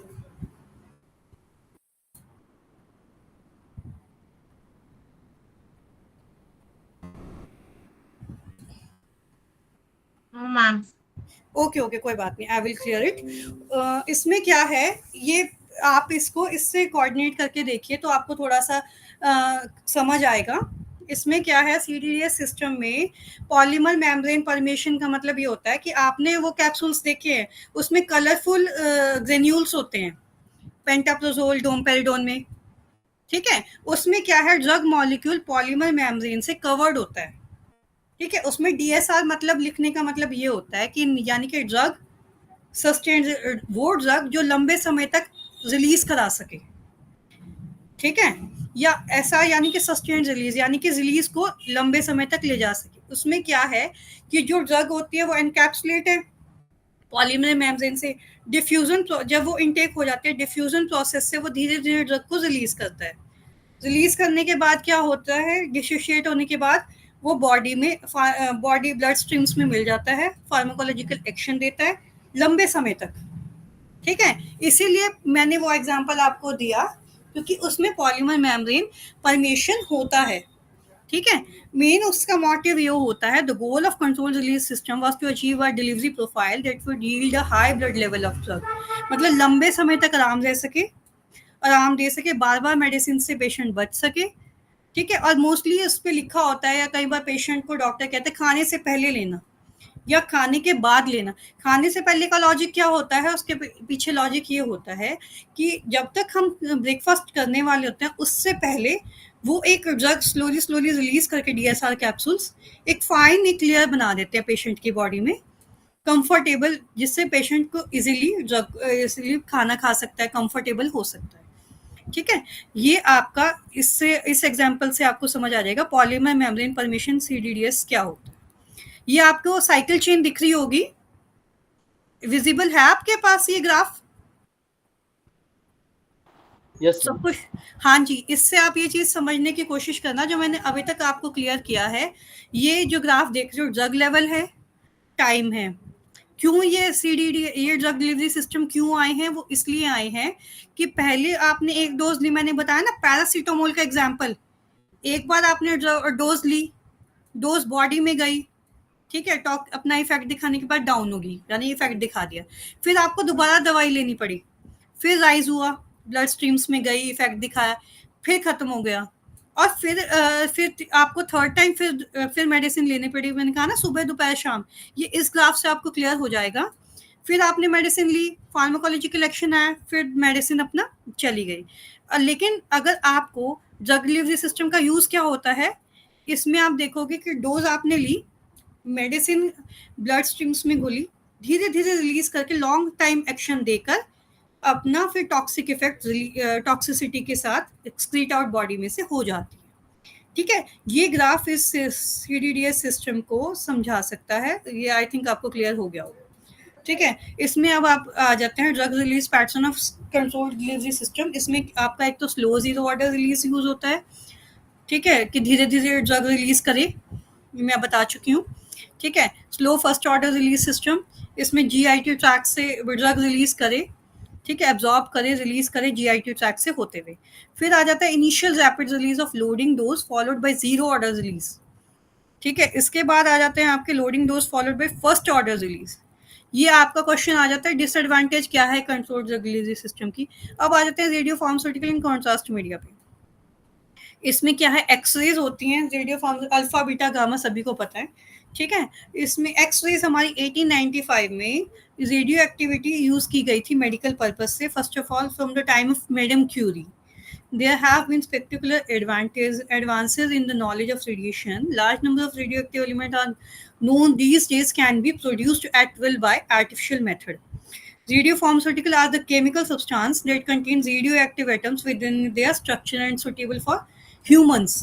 उसमें रेडियो आइसोटॉप्स हो जाते हैं अल्फा बीटा गामा, ठीक है, जो लिगेंड्स बनाते हैं, बॉन्डिंग बनाते हैं केमिकल कंपाउंड के साथ, ठीक है। इसमें आपका आ जाता है पार्टिकुलेट रेडिएशंस आ जाती हैं, इलेक्ट्रोमैग्नेटिक रेडिएशंस आ जाती हैं, ठीक है। ये इसमें नॉर्मली आपका पूछ लिया जाता है यूज़ क्या है रेडियो फार्मास्यूटिकल का। डायग्नोस्टिक पर्पस के लिए यूज़ होता है, थेरापेटिक पर्पस के लिए यूज़ होता है, ठीक है। डायग्नोस्टिक पर्पस के लिए क्या यूज़ होता है, diagnostic radio pharmaceutical is use to obtain information about the patient. उससे क्या पेशेंट की सारी इन्फॉर्मेशन को मिल जाती है, पेशेंट मतलब किस पोजीशन पे है, ठीक है, उसके ऑर्गन्स के क्या स्टेटस है, बॉडी कितना फंक्शनिंग कर रही है, ठीक है। Radio pharmaceutical in order to get the image of particular organ in the body, the radio pharmaceutical has to be localised after IV administration. Brain agents हो गए, थायराइड एजेंट्स हो गए, मतलब इन सब की डिटेल उनको मिल जाते हैं। बोन एजेंट्स हो गए, लंग एजेंट्स हो गए, ब्लड पूल एजेंट्स होंगे, ठीक है। Radio pharmaceutical used for therapeutic purpose.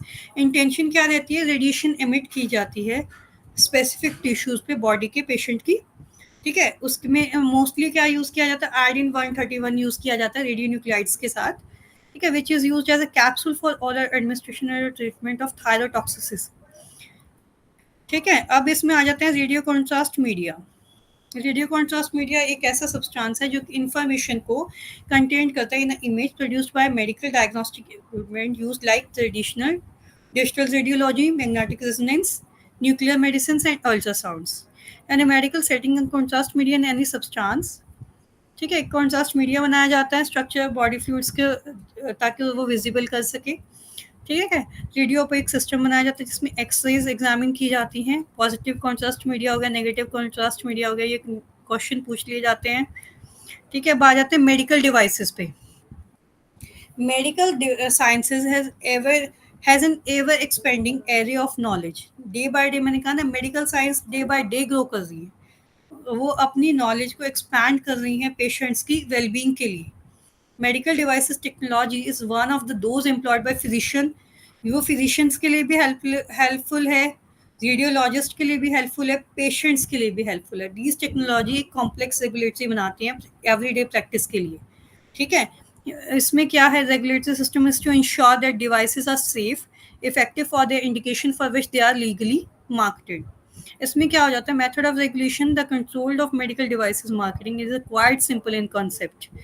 इसमें क्या है, आपको ये तो पता लग गया कि मेडिकल डिवाइसेस होते क्या हैं। मेडिकल साइंस ग्रो कर रही है पेशेंट्स के लिए, पेशेंट्स की वेलबींग के लिए, डॉक्टर्स की वेलबींग के लिए कि डॉक्टर्स के लिए कैसे इजी रहे, रेडियोलॉजिस्ट की वेलबींग के लिए, और एवरीडे प्रैक्टिस में ये मेडिकल डिवाइसेस कैसे आ सकते हैं, ठीक है। वो डिवाइसेस जो मेडिकली पेशेंट को आराम दे सके, ठीक है। There are 5 types of medical devices. इसमें आ जाते हैं एक्स्ट्रा एथरोइक डिवाइसेस। ये डिवाइसेस होते हैं लाइफ सपोर्ट, ठीक है। पेशेंट की हार्ट रेट अच्छा नहीं है, ब्लड वेसल्स या लंग्स में दिक्कत है, या ईसीजी में दिक्कत आ रही है, उस केस में क्या होता है, पेशेंट में also lie on trauma board, मतलब पेशेंट ट्रॉमा पे है या बेड रिडन है, उस केस में, या वेंटिलेटर सपोर्ट आपने देखा होगा, बहुत से सीरियस फेल पेशेंट्स होते हैं जिनको कई बार सुना भी होगा वेंटिलेटर पे हैं, ठीक है। तो वो जो मशीनरीज हैं या वो जो डिवाइसेस है वो क्या हैं, वो मेडिकल डिवाइसेस हैं जो कि पेशेंट की वेलबींग के लिए बनाए गए हैं कि किसी तरह पेशेंट को बचाया जा सके। वेंटिलेटर सपोर्ट क्या करता है, अगर किसी पेशेंट की लंग्स काम नहीं कर रहे या पेशेंट का हार्ट काम नहीं कर रहा है या हार्ट बीट किसी की काम नहीं कर रही है, तो पेसमेकर्स आते हैं मार्केट में, ठीक है। वो एक मेडिकल डिवाइस है जो पेशेंट की बॉडी में फिट किया जाता है ताकि हार्ट रेट बढ़ सके, या कोई पेशेंट का बिल्कुल ही डेथ डेथ बेड पे है, उस केस में वेंटिलेटर सपोर्ट दिया जाता है कि किसी तरह वो पेशेंट बच सके, उसको लाइफ सपोर्ट मिल सके, ठीक है। तो एक्स्ट्रा एथ्रोइक डिवाइस वो डिवाइस होते हैं, ठीक है। ये अब आ जाता है चेस्ट डिवाइस। चेस्ट रेडियोग्राफ्स आपने देखा होगा, एक्सरेज होते हैं, वो क्या है? एक मेडिकल डिवाइस ही तो है जो पेशेंट के यूज में बना हुआ है। Chest radiographs are very common practice in all intensive care units, जिसे आईसीयू बोलते हैं, ठीक है। Account of approximately 40% of workload of diagnostic radiology depend in modern general hospitals. Chest tubes आती हैं, वो किस लिए आते हैं कि पेशेंट का अगर कोई ऑर्गन पर्टिकुलर चेस्ट में काम नहीं कर रहा तो वो वहाँ पे यूज हो सके, ठीक है। वस्कुलर डिवाइसेस आते हैं, ठीक है। वो वेस्कुलर डिवाइसेस भी ऐसे ही होते हैं, वेस्कुलर कैथेटर्स हैं जो इंसर्ट की जाती हैं बॉडी में पेशेंट की, ताकि नॉर्मल पेशेंट लाइफ अपनी जी सके। कार्डियक डिवाइसेस आते हैं, मैंने बताया ना कि जो अब आपने बहुत से सुना होगा, angioplasty, coronary bypass, surgical correction of congenital cardiac defects को दूर करने के लिए इस तरीके की सर्जरीज की जाती हैं। ये डिवाइसेस फिट किए जाते हैं ताकि पेशेंट अपनी लाइफ जी सके। पहले मैं बता चुकी हूँ, heart pace makers, valve prosthesis, artificial valve लगाई जाती है, आर्टिफिशियल हार्ट भी दिया जाता है, और सोफिस्टिकेटेड बायोमेडिकल इंजीनियरिंग प्रोडक्ट्स, ठीक है। हार्ट डिवाइसेस फिट किया जाता है ताकि पेशेंट की लाइफ को बचाया जा सके। अब आ जाते हैं हार्ट वाल्व। कार्डियक पेसमेकर्स में बता चुकी हूँ, अगर किसी पेशेंट की हार्ट बीट नॉर्मल नहीं है, ठीक है, पेशेंट का हार्ट ढंग से काम नहीं कर रहा, बीट ही प्रॉपर ढंग से नहीं कर रहा, तो उस केस में पेसमेकर सेल्स यूज होते हैं जो कि डायरेक्ट कंट्रोल करते हैं हार्ट रेट को पेशेंट की, और पेशेंट की हार्ट को डैमेज होने से बचा सकते हैं, पेशेंट की लाइफ बच सकती है, ठीक है। अब आ जाते हैं एब्डोमिनल डिवाइसेस यूज होते हैं, GI devices, genito urinary devices होते हैं, वो यूज़ किए जाते हैं, ठीक है। अब आ जाते हैं इसमें जेन्यू यूरिनरी डिवाइसेस मार्केट में आ रहे हैं, वो यूज़ किए जाते हैं, ठीक है। अब नॉर्मली आपसे क्वेश्चन पूछ लिया जाता है, write the use of following devices, pacemaker, chest tube, catheter. अब आ जाते हैं इम्प्लांट्स में। एन इम्प्लांट इज ये भी एक मेडिकल डिवाइस है, made to replace an act of missing biological structure. अगर किसी पेशेंट की ह्यूमन बॉडी में कोई बायोलॉजिकल स्ट्रक्चर ढंग से काम नहीं कर रहा है, उस केस में क्या होता है, इम्प्लांट्स यूज किए जाते हैं। The surface of implants that contact the body is made of biomedical material. Acid material से बनी होती है वो, जो पेशेंट की बॉडी से मैच हो सके, जैसे कि silicon, titanium, apatite and other, depending on the functional requirement. इन मटेरियल से बन के बना होता है, ताकि अगर जब वो पेशेंट की बॉडी में इम्प्लांट किया जाए तो पेशेंट की बॉडी उसको फॉरेन सब्सटेंस समझ के रिजेक्ट ना कर दे। In some cases implant contain electronic devices, artificial pacemakers, implants, ठीक है। ये एक तरीके से इम्प्लांट्स में आ जाते हैं। अब आ जाते हैं कितने तरीके के इम्प्लांट्स होते हैं। ब्रेस्ट इम्प्लांट्स होता है, ठीक है। ब्रेस्ट इम्प्लांट्स आजकल कॉस्मेटिक सर्जरी में बहुत वुमेन्स कराती हैं, ब्रेस्ट ऑगमेंटेशन में, टू रिकंस्ट्रक्ट द ब्रेस्ट, ठीक है। जेनेटिक अगर किसी को डिफॉर्मिटी है उसको रिमूव कराने के लिए ये ब्रेस्ट इम्प्लांट्स कराए जाते हैं। बहुत से लोग को, बहुत सी सेलिब्रिटीज़ कॉस्मेटिक सर्जरी अपने शौक के लिए भी कराते हैं। डेंटल इम्प्लांट्स हो जाते हैं। Dental implants are permanent both tooth replacement. दे कि अगर किसी का पूरा ही टूथ का जो क्राउन है वो ख़राब हो चुका है, तो उस केस में डेंटल इम्प्लांट्स यूज़ किए जाते हैं, जस्ट लाइक रूट, कि ताकि इंसान उसको कंफर्टेबल डेली रूटीन लाइफ जी सके। हेयर इम्प्लांट्स हो जाते हैं। हेयर रिप्लेसमेंट सर्जरी, किसी का हेयर फॉलिकल, किसी कोई बाइल्ड पेशेंट है, उसको हेयर ग्रोथ नहीं है, उस केस में हेयर इम्प्लांट यूज़ किए जाते हैं, ठीक है। फेशियल इम्प्लांट्स, किसी आजकल सेलिब्रिटीज़ फेशियल इम्प्लांट्स भी करती हैं, रिकंस्ट्रक्ट कराती हैं अपने आप को कॉस्मेटिक पर्पस के तौर पे, लगी किसी को नोज़ ठीक करानी है, चीक ठीक करानी है, तो उस केस में फेशियल इम्प्लांट्स यूज़ किए जाते हैं। आई इम्प्लांट हो गए, लेंस आई इम्प्लांट में आई लेंस हो जाते हैं, ये भी आजकल मार्केट में बहुत से करवाए जाते हैं। काफ इम्प्लांट्स हो जाते हैं, ठीक है। बटक इम्प्लांट्स हो जाते हैं, बटक्स को इम्प्रूव किया कराया जाता है, ठीक है। कोचले इम्प्लांट्स हो जाते हैं। ठीक है, इस तरह के। अब इसमें क्वेश्चन आपसे पूछ लिया जाता है, name the different type of plants. इसी के साथ आपकी यूनिट 4 कंप्लीट हो गई है। इस यूनिट 4 में अगर किसी को कोई प्रॉब्लम है तो बताइए। If anyone having an No, ma'am. Clear about this, Yes, ma'am. shall we start unit next unit? Yes, ma'am. Okay, after 2 or 3 minutes we will start with unit 5th. Okay,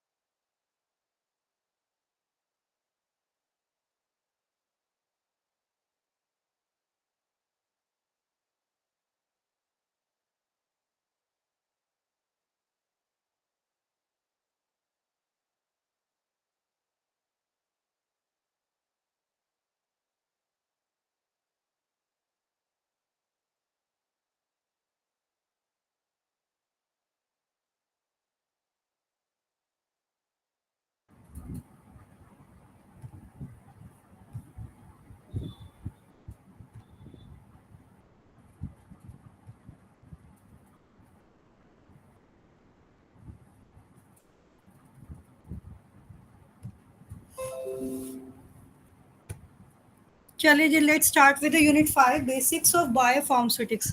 इसमें आप जो करने जाएंगे, इसमें आपके फंडामेंटल एस्पेक्ट्स पढ़ेंगे, bioavailability पढ़ेंगे, pharmacokinetics क्या होता है, ड्रग एब्जॉर्प्शन क्या होता है, जीआई बैरियर क्या होते हैं, disposition of drug, hepatic elimination of drug, ये फर्स्ट पास इफेक्ट, ये सब पढ़ेंगे इसमें आप। ठीक है, इसमें आप क्या आ जाते हैं, इंट्रोडक्शन आ जाती हैं कि फार्मास्यूटिक्स होता क्या है। The study of pharmaceutics deals with the drug product. को पता है फार्मास्यूटिक्स है, ड्रग प्रोडक्ट से डील करती है। ठीक है, drug product contain the same therapeutic active drug में यूज डिफरेंट इनएक्टिव ड्रग की हेल्प के साथ, एक्सीपिएंट्स की हेल्प के साथ जब कोई ड्रग प्रोडक्ट बनती है, that is called drug product. सबको पता है ये चीज, अभी तक हम लास्ट तक यही पढ़ते आ रहे हैं। ठीक है, which in turn depend upon the physiochemical properties of drug, the type of formulation. ठीक है जी, अब आ जाते हैं biopharmaceutics is branch of pharmaceutics. ये इसकी डेफिनेशन है, इसको ध्यान से सुन लीजिए। Biopharmaceutics is a branch of pharmaceutics which deals with the establishment of physicochemical property of drug. किसी ड्रग की फिजियोकेमिकल प्रॉपर्टी की स्टडी को ही बायोफार्मास्यूटिक्स कहते हैं, और वो थेरेपेटिक रिस्पॉन्स कैसा देती हैं। ठीक है, that is called biopharmaceutics, drug product की स्टडी के बारे में पढ़ने की। ठीक है, इसमें चलिए आ जाते हैं अब फंडामेंटल एस्पेक्ट्स में। बायोफार्मास्यूटिक्स अभी मैंने आपको बताया is the branch of pharmaceutical science encompassing the study of relationship with the physiochemical properties. किसी ड्रग की फिजियोकेमिकल प्रॉपर्टीज के बारे में जानने के, डोजेज फॉर्म की फिजियोकेमिकल प्रॉपर्टीज को जानने के लिए, या वो कितने थेरेपेटिक रिस्पॉन्स दे रही है एडमिनिस्ट्रेशन होने के बाद, दैट इज कॉल्ड बायोफार्मास्यूटिक्स।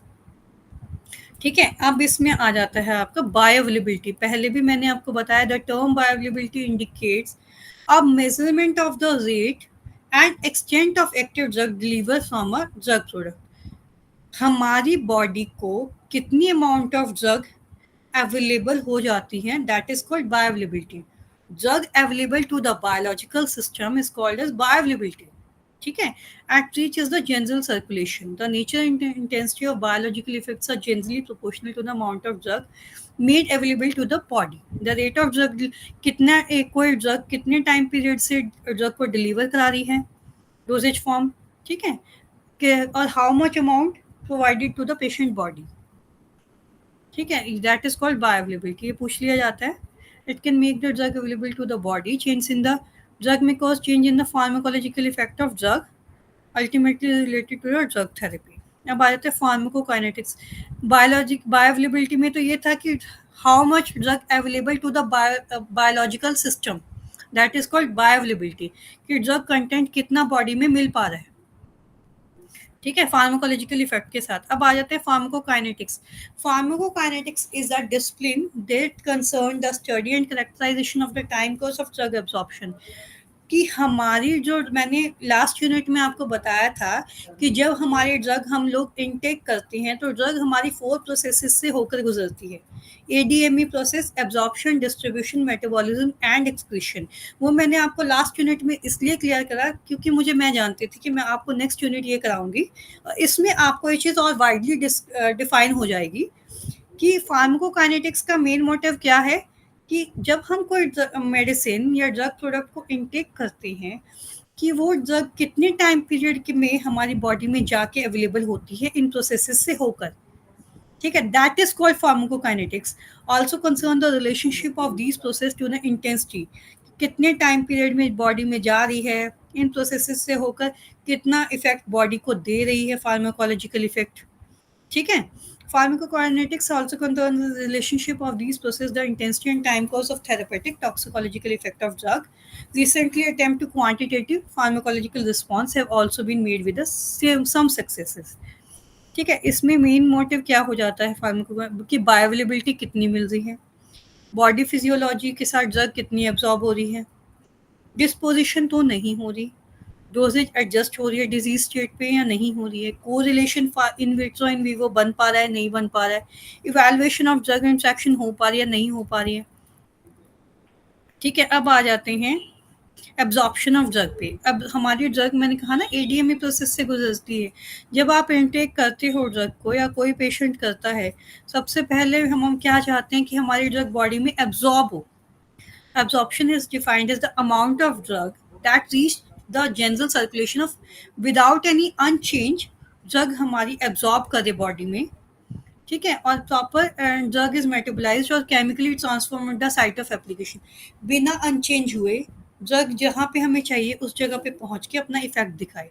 कई बार ऐसा हो जाता है कि बहुत सी मेडिसिन की अपनी भी कुछ टेंडेंसी होती है, वो क्या करती है बॉडी में तो चली गई है लेकिन वो अपनी पोजीशन ही चेंज कर देती है। इसकी वजह से क्या होता है, एब्जॉर्प्शन होने के बाद वो उस पोजीशन में है ही नहीं। जब होगी नहीं तो फार्माकोलॉजिकल इफेक्ट नहीं दे पाएगी। ठीक है, इफेक्ट नहीं देगी तो बायोअवेलेबिलिटी बॉडी को नहीं हो पाएगी। ठीक है, जब ड्रग अपना इफेक्ट ही नहीं दिखा रही है तो एब्जॉर्प्शन होने का कोई मतलब नहीं। तो हमारा मेन मकसद ये रहता है कि जब हमारी ड्रग एडमिनिस्टर हो बॉडी में तो एब्जॉर्प्शन प्रोसेस प्रॉपर हो विदाउट एनी अनचेंज।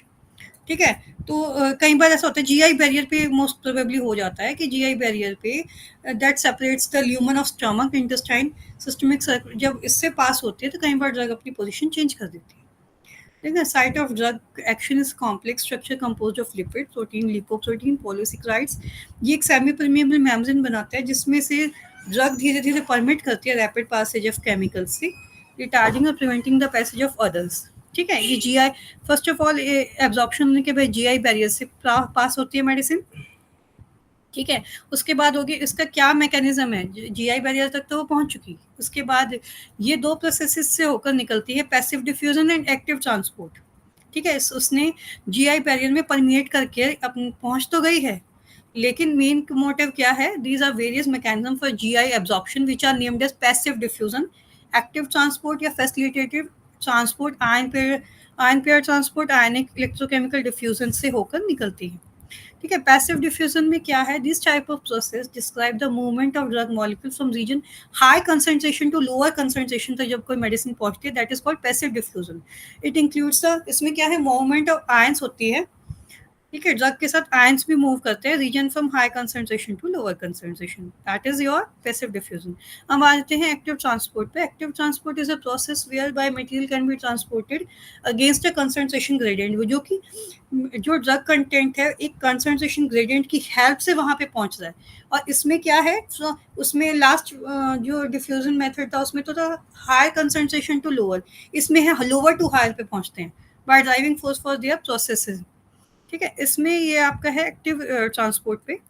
ठीक है, अब आ जाते हैं इसमें फैसिलिटेटिव डिफ्यूजन क्या होता है, it is carrier mediated transport system. इसमें क्या है, जो ड्रग है वो एक कैरियर की हेल्प से बॉडी में जा रही है, which does not take place against a concentration gradient. ठीक है, but carrier competes with other substance. तो कई बार ऐसा होता है कि जो कैरियर है वो लेकर जा रहा है वो अदर सब्सटेंस से कम्पीट कर जाता है। और सिमिलर स्ट्रक्चर से इफेक्ट कर जाता है। That is your facilitative diffusion. इसमें आपके कौन से विटामिन इफेक्ट करते हैं? विटामिन B12 एक कॉम्प्लेक्स बना लेते हैं इंटरेस्टिंग फैक्टर के साथ और एक कॉम्प्लेक्स फॉर्म कर लेते हैं। फिर आ जाता है आपका आयन पेयर ट्रांसपोर्ट। इसमें क्या है? Highly ionised compound at GI pH can not be explained by passive diffusion or other mechanism. कई बार ऐसा होता है कि पैसिव डिफ्यूजन से अगर कोई मेडिसिन हमारे पास नहीं कर पा रही है तो आयन पेयर ट्रांसपोर्ट की हेल्प से वो जाती है। ठीक है, अब आ जाता है इसमें आयनिक और इलेक्ट्रोकेमिकल डिफ्यूजन। फिर आपका इसमें है पोर ट्रांसपोर्ट, एंडोसाइटोसिस में आपका है it is a process of physical absorption whereby invagination of the cell membrane engulf of the particulate और droplet material. Cell drinking pinocytosis मतलब कि फ्लूइड सॉल्यूट, और सेल ईटिंग फेगोसाइटोसिस का मतलब होता है सॉलिड सॉल्यूट्स। ठीक है, इसमें क्या है? एक ट्रांसपोर्ट मैकेनिज्म बनता है जिसमें कोई drug does not have aqueous solution, वो एक्वस सॉल्यूशन के साथ नहीं एब्जॉर्ब करती। The phenomena is a significant importance the Uptake of nutrients, जिसमें कि vitamin A, D, E, K और इंसुलिन मैटर करता है। इसमें आपका क्वेश्चन पूछ लिया जाता है list the various mechanism. GI absorption का मैकेनिज्म क्या है, एक्टिव और पैसिव डिफ्यूजन क्या होता है, आयन पेयर ट्रांसपोर्ट क्या है, ये एक इंपॉर्टेंट टॉपिक है, इस पे क्वेश्चन अराइज हो जाता है। अब आ जाते हैं factors affecting absorption of drug. हमें ये तो पता लग गया कि एब्जॉर्ब हो रही है, फर्स्ट स्टेप हमें पता लग गया कि एब्जॉर्ब हो रही है, इन तरीकों से हो रही है। अब क्या है कि एब्जॉर्ब तो हो गई, पर सबसे पहला क्वेश्चन अराइज ये होता है कि एब्जॉर्ब होने के बाद वो उस पॉइंट पे रीच कर भी पा रही है नहीं। ऐसा तो नहीं कि फैक्टर्स उस पर इफेक्ट कर रहे हैं। सबसे पहले इसमें कुछ फैक्टर्स इफेक्ट करेंगे, physiochemical factors affecting absorption of drug, biological or physiological factors affecting absorption of drug, pharmaceutical factors affecting absorption of drug। Physiochemical क्या हो जाता है कि बहुत सी ड्रग की अपनी भी कैटेगरी होती है, जैसे लिपिड सॉल्युबल होगी, डिसोल्यूशन प्रोसेस प्रॉपर हो रहा है नहीं हो रहा है, ये सब चीज़ें मैटर करती हैं कि ड्रग हमारी प्रॉपर रीच कर पा रही है या नहीं रीच कर पा रही। अब इसके बाद आपका क्रिस्टल फॉर्म हो जाता है। अब बहुत सी मेडिसिन ऐसी होती हैं जो क्रिस्टल फॉर्म होंगी सॉलिड ड्रग सब्सटेंस में, अगर प्योर क्रिस्टलाइन सब्सटेंस। अगर कोई क्रिस्टल फॉर्म में मेडिसिन है या एमॉर्फस पार्टिकल है, जिस amorphous means which do not have any definite structure, जिसका कोई डिफिनाइट स्ट्रक्चर नहीं है। क्रिस्टल फॉर्म का एक डिफिनाइट स्ट्रक्चर है। एज एन एग्जाम्पल आप शुगर को ले सकते हो। शुगर एक शुगर क्यूब होता है जिसकी एक क्रिस्टल फॉर्म है, और जो आपका एमॉर्फस है कोई पाउडर फॉर्म में है, उसकी कोई शेप नहीं है। ठीक है, सॉलिड ड्रग पार्टिकल में occur as a pure crystalline substance, और एमॉर्फस पार्टिकल जिसकी एक डिफिनाइट स्ट्रक्चर है, ये कई बार इफेक्ट कर जाती है। जिसकी कोई शेप नहीं है वो इजिली एब्जॉर्ब हो जाएगी, जिसकी शेप है वो थोड़ा टाइम लगाएगी। ठीक है, associated with the result of strains in the bond of lattice. ठीक है जी, और दूसरा क्या इफेक्ट होगा? Drug stability in GI tract, किस ड्रग GI ट्रैक में स्टेबल हो पा रही है नहीं, क्योंकि ड्रग कई बार GI ट्रैक से होते हुए अनचेंज हो जाती है। ठीक है, अब आपका आ जाता है कॉम्प्लेक्सेशन। ड्रग इन सॉल्यूशन में interact with the soluble components of the track और विद द इनर्ट और active components of doses form from itself. एक कॉम्प्लेक्स बना लेती है, कॉम्प्लेक्स बनाने के बाद एक बॉन्डिंग करके मॉलिक्यूलर साइज डिफ्यूज करके उस बॉडी में जाता है। जैसे आप ये देख पा रहे होंगे, ड्रग गई है एक कॉम्प्लेक्सिंग एजेंट के साथ, एक कॉम्प्लेक्स बनाया है और अपना एक इफेक्ट दिया है। कई बार वो इफेक्ट अच्छा भी हो जाता है, कई बार वो बुरा भी हो जाता है। ठीक है, अब आ जाते हैं एब्जॉर्प्शन पे। Surface absorption can also effect by the bioavailability of drug. अगर ड्रग एब्जॉर्ब नहीं होगी तो बायोअवेलेबिलिटी आएगी ही नहीं। एब्जॉर्ब होगी प्रॉपर तभी बायोअवेलेबिलिटी पहुंच पाती है। ठीक है जी, दूसरा इफेक्ट होता है विस्कोसिटी का। बहुत से ऐसे फार्मास्यूटिकल सॉल्यूशंस हैं, मैंने पहले भी बताया, ऑप्थेल्मिक प्रोडक्ट्स हैं, उसमें विस्कोसिटी मैटर करती है। ठीक है, अगर विस्कोसिटी बहुत हाई ना हो, बहुत लो ना हो, मिड हो। ठीक है, हाई होगी तो भी पेशेंट नहीं ले पाएगा, लो होगी तो भी नहीं ले पाएगा। तो उसको विस्कोसिटी को मेंटेन करने के लिए कुछ एजेंट्स यूज़ किए जाते हैं। ठीक है, जो कि एक डिफ्यूजन रेट करके एक प्रॉपर एक ड्रग बनाते हैं। सरफेस एक्टिविटी होगी, surfactants have variable effects from the dissolution and absorption processes.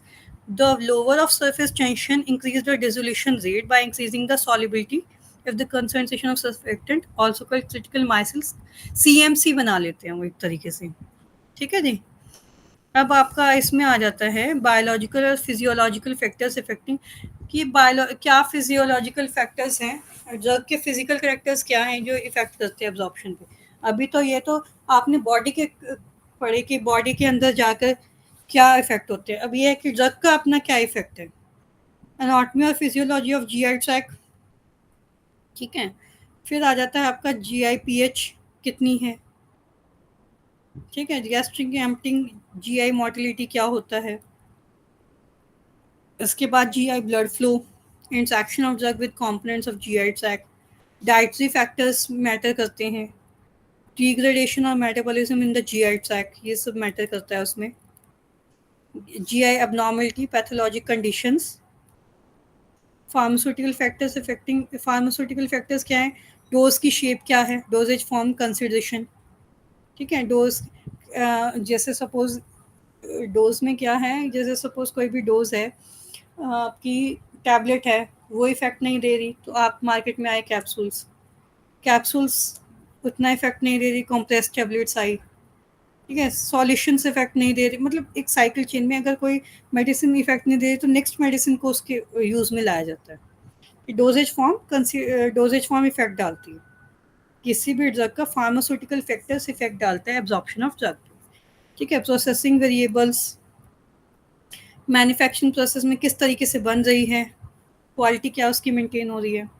Dissolution time क्या है डोजेज फॉर्म का, कि जब कोई ड्रग बॉडी में गई है कितने टाइम पीरियड में डिसोल्यूट हो रही है, कितने टाइम पीरियड में एब्जॉर्ब हो रही है बॉडी के अंदर, ये सब इफेक्ट करता है।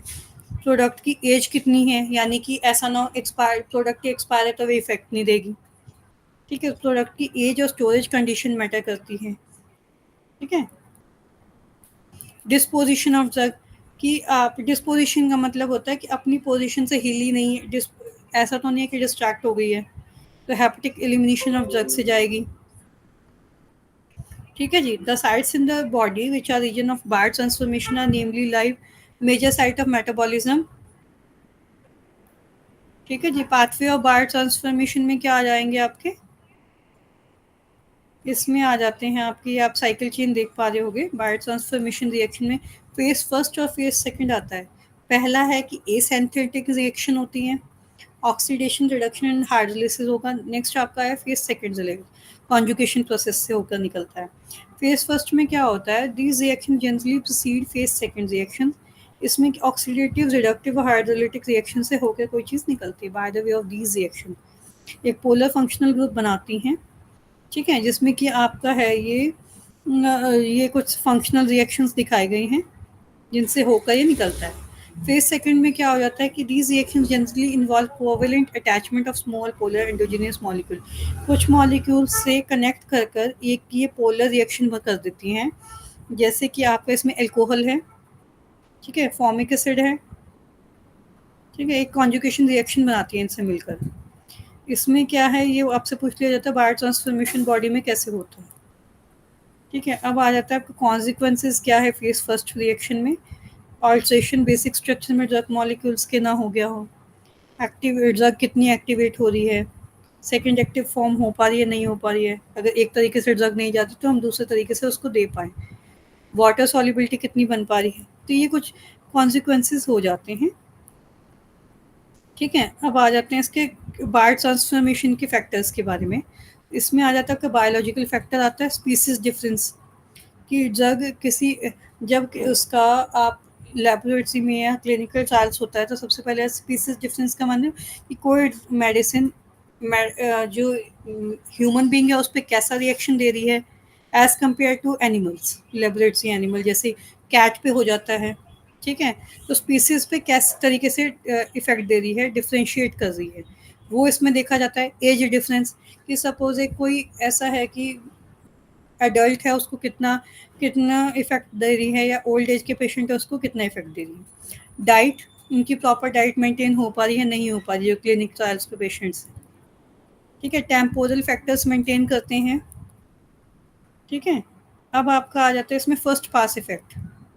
For some drug the route of administration affect the metabolic rate of the drug, इसमें फर्स्ट पास इफेक्ट्स में ये आ जाता है कि ड्रग का देने का तरीका आ जाता है, कि ड्रग हम पेरेंटली दे रहे हैं तो क्या इफेक्ट आएगा, ट्रांसडर्मली दे रहे हैं तो क्या इफेक्ट आएगा, अगर कोई ड्रग इन्हेलेशन से जारी है तो बॉडी में किस तरीके से डिस्ट्रीब्यूट होकर जा रही है कि जो लीवर तक या किडनी तक पहुंच पाए। Drug given normally absorbed in the duodenal segment से या स्मॉल इंटेस्टाइन से होकर निकल सके और सिस्टमिक सर्कुलेशन से ड्रग फार्माकोलॉजिकल एक्शन प्रोवाइड कर सके। ठीक है। ड्रग क्लियरेंस क्या होता है? Is a measure of drug elimination. अब आपने एब्जॉर्प्शन पढ़ लिया, डिस्ट्रीब्यूशन पढ़ लिया, मेटाबॉलिज्म भी पता लग गया कि इन तरीकों से जा रही है। अब एट द एंड प्रोसेस क्या है? ड्रग क्लियरेंस, कि जब वो बॉडी पे फार्माकोलॉजिकल एक्शन या अपना इफेक्ट दिखाने के बाद अब बारी है कि वो ड्रग बॉडी से एलिमिनेट हो रही है यूज होने के बाद, तो इसमें आपका आ जाता है drug clearance is a measure of drug elimination from the body without reference to the mechanism of process, कि ऐसे ढंग से प्रोसेस हो कि जो जितनी मेडिसिन यूज हो गई है, जो बाकी की है टॉक्सिक इफेक्ट वो ड्रग एलिमिनेट हो जाए बॉडी से। It expressed in the ml पर मिनट, कितनी ml की मेडिसिन कितने पर मिनट में या कितने लीटर कितने आवर्स में वो निकल पा रही है। इसका ये आप देख पा रहे हो, clearance equal to excretion rate by plasma concentration. Clearance का मतलब नाम से ही पता लग रहा है, क्लियर आउट होना। ठीक है, तो पहला ये है फर्स्ट ऑर्डर एलिमिनेशन से जाएगा। ठीक है। दूसरा क्या है कि टोटल बॉडी क्लियरेंस हो is the sum of total all clearance pathway. जब बॉडी से कोई मेडिसिन दो तरीकों से निकलती है, या तो लीवर से जाएगी या किडनी से जाएगी। ठीक है, तो हमें ये ध्यान रखना है कि प्रॉपर बॉडी क्लियरेंस रहे, कोई भी टॉक्सिक इफेक्ट या ड्रग का अनयूज कंटेंट बॉडी में ना रहे। That in the body including clearance of drug through the kidney, renal clearance होता है उसमें। ठीक है, और अगर वैसे जा रही है तो हैप्टिक क्लियरेंस होता है उसमें। बाय लीवर जा रही है तो हैप्टिक क्लियरेंस होगा, और रेनल जा रही है तो लीवर वाला होगा, कि कितने बॉडी वेट से किस तरीके से जा रही है। ये इसी के साथ आपकी यूनिट 5 कंप्लीट हो गई है। इसमें मैं आपको समराइज करा दूं कि हमने इसमें क्या क्या पढ़ लिया है। अभी तक आपने इसमें ड्रग रिसर्च की पढ़ी है कि ड्रग डिलीवरी सिस्टम कितने तरीके के हैं, नोवेल ड्रग डिलीवरी सिस्टम कौन सा होता है, कंट्रोल ड्रग डिलीवरी सिस्टम क्या है, सस्टेन्ड डिलीवरी सिस्टम क्या होता है। ठीक है, फिर आपने पढ़ा बायोअवेलेबिलिटी के बारे में पढ़ा, बायोइक्विवेलेंस के बारे में पढ़ा, फार्माकोकाइनेटिक्स के बारे में पढ़ा है इसमें। ठीक है, फर्स्ट पास इफेक्ट क्या होता है, टॉक्सिक, और एट द एंड आपका ये ओवर हो गया है यूनिट 5। इसी के साथ मैं आपका ये सेशन कंप्लीट करने जा रही हूँ। अगर किसी को कोई प्रॉब्लम है तो anyone can ask any question about this. No, ma'am. Other one? Anyone if having any query about this unit, then please ask any question about this.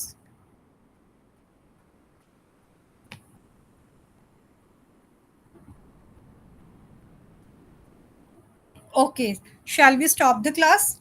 इसी के साथ मैं आपकी ये काउंसलिंग सेशन ओवर कर रही हूँ। नेक्स्ट मैं आपका सेशन लूँगी यूनिट 6, 7 आपकी फर्दर जब भी क्लास होगी तो मैं आपका उसके साथ स्टार्ट करूँगी। ठीक है? Yes, sir. Okay, Yes, sir. Thank you students. Thank you.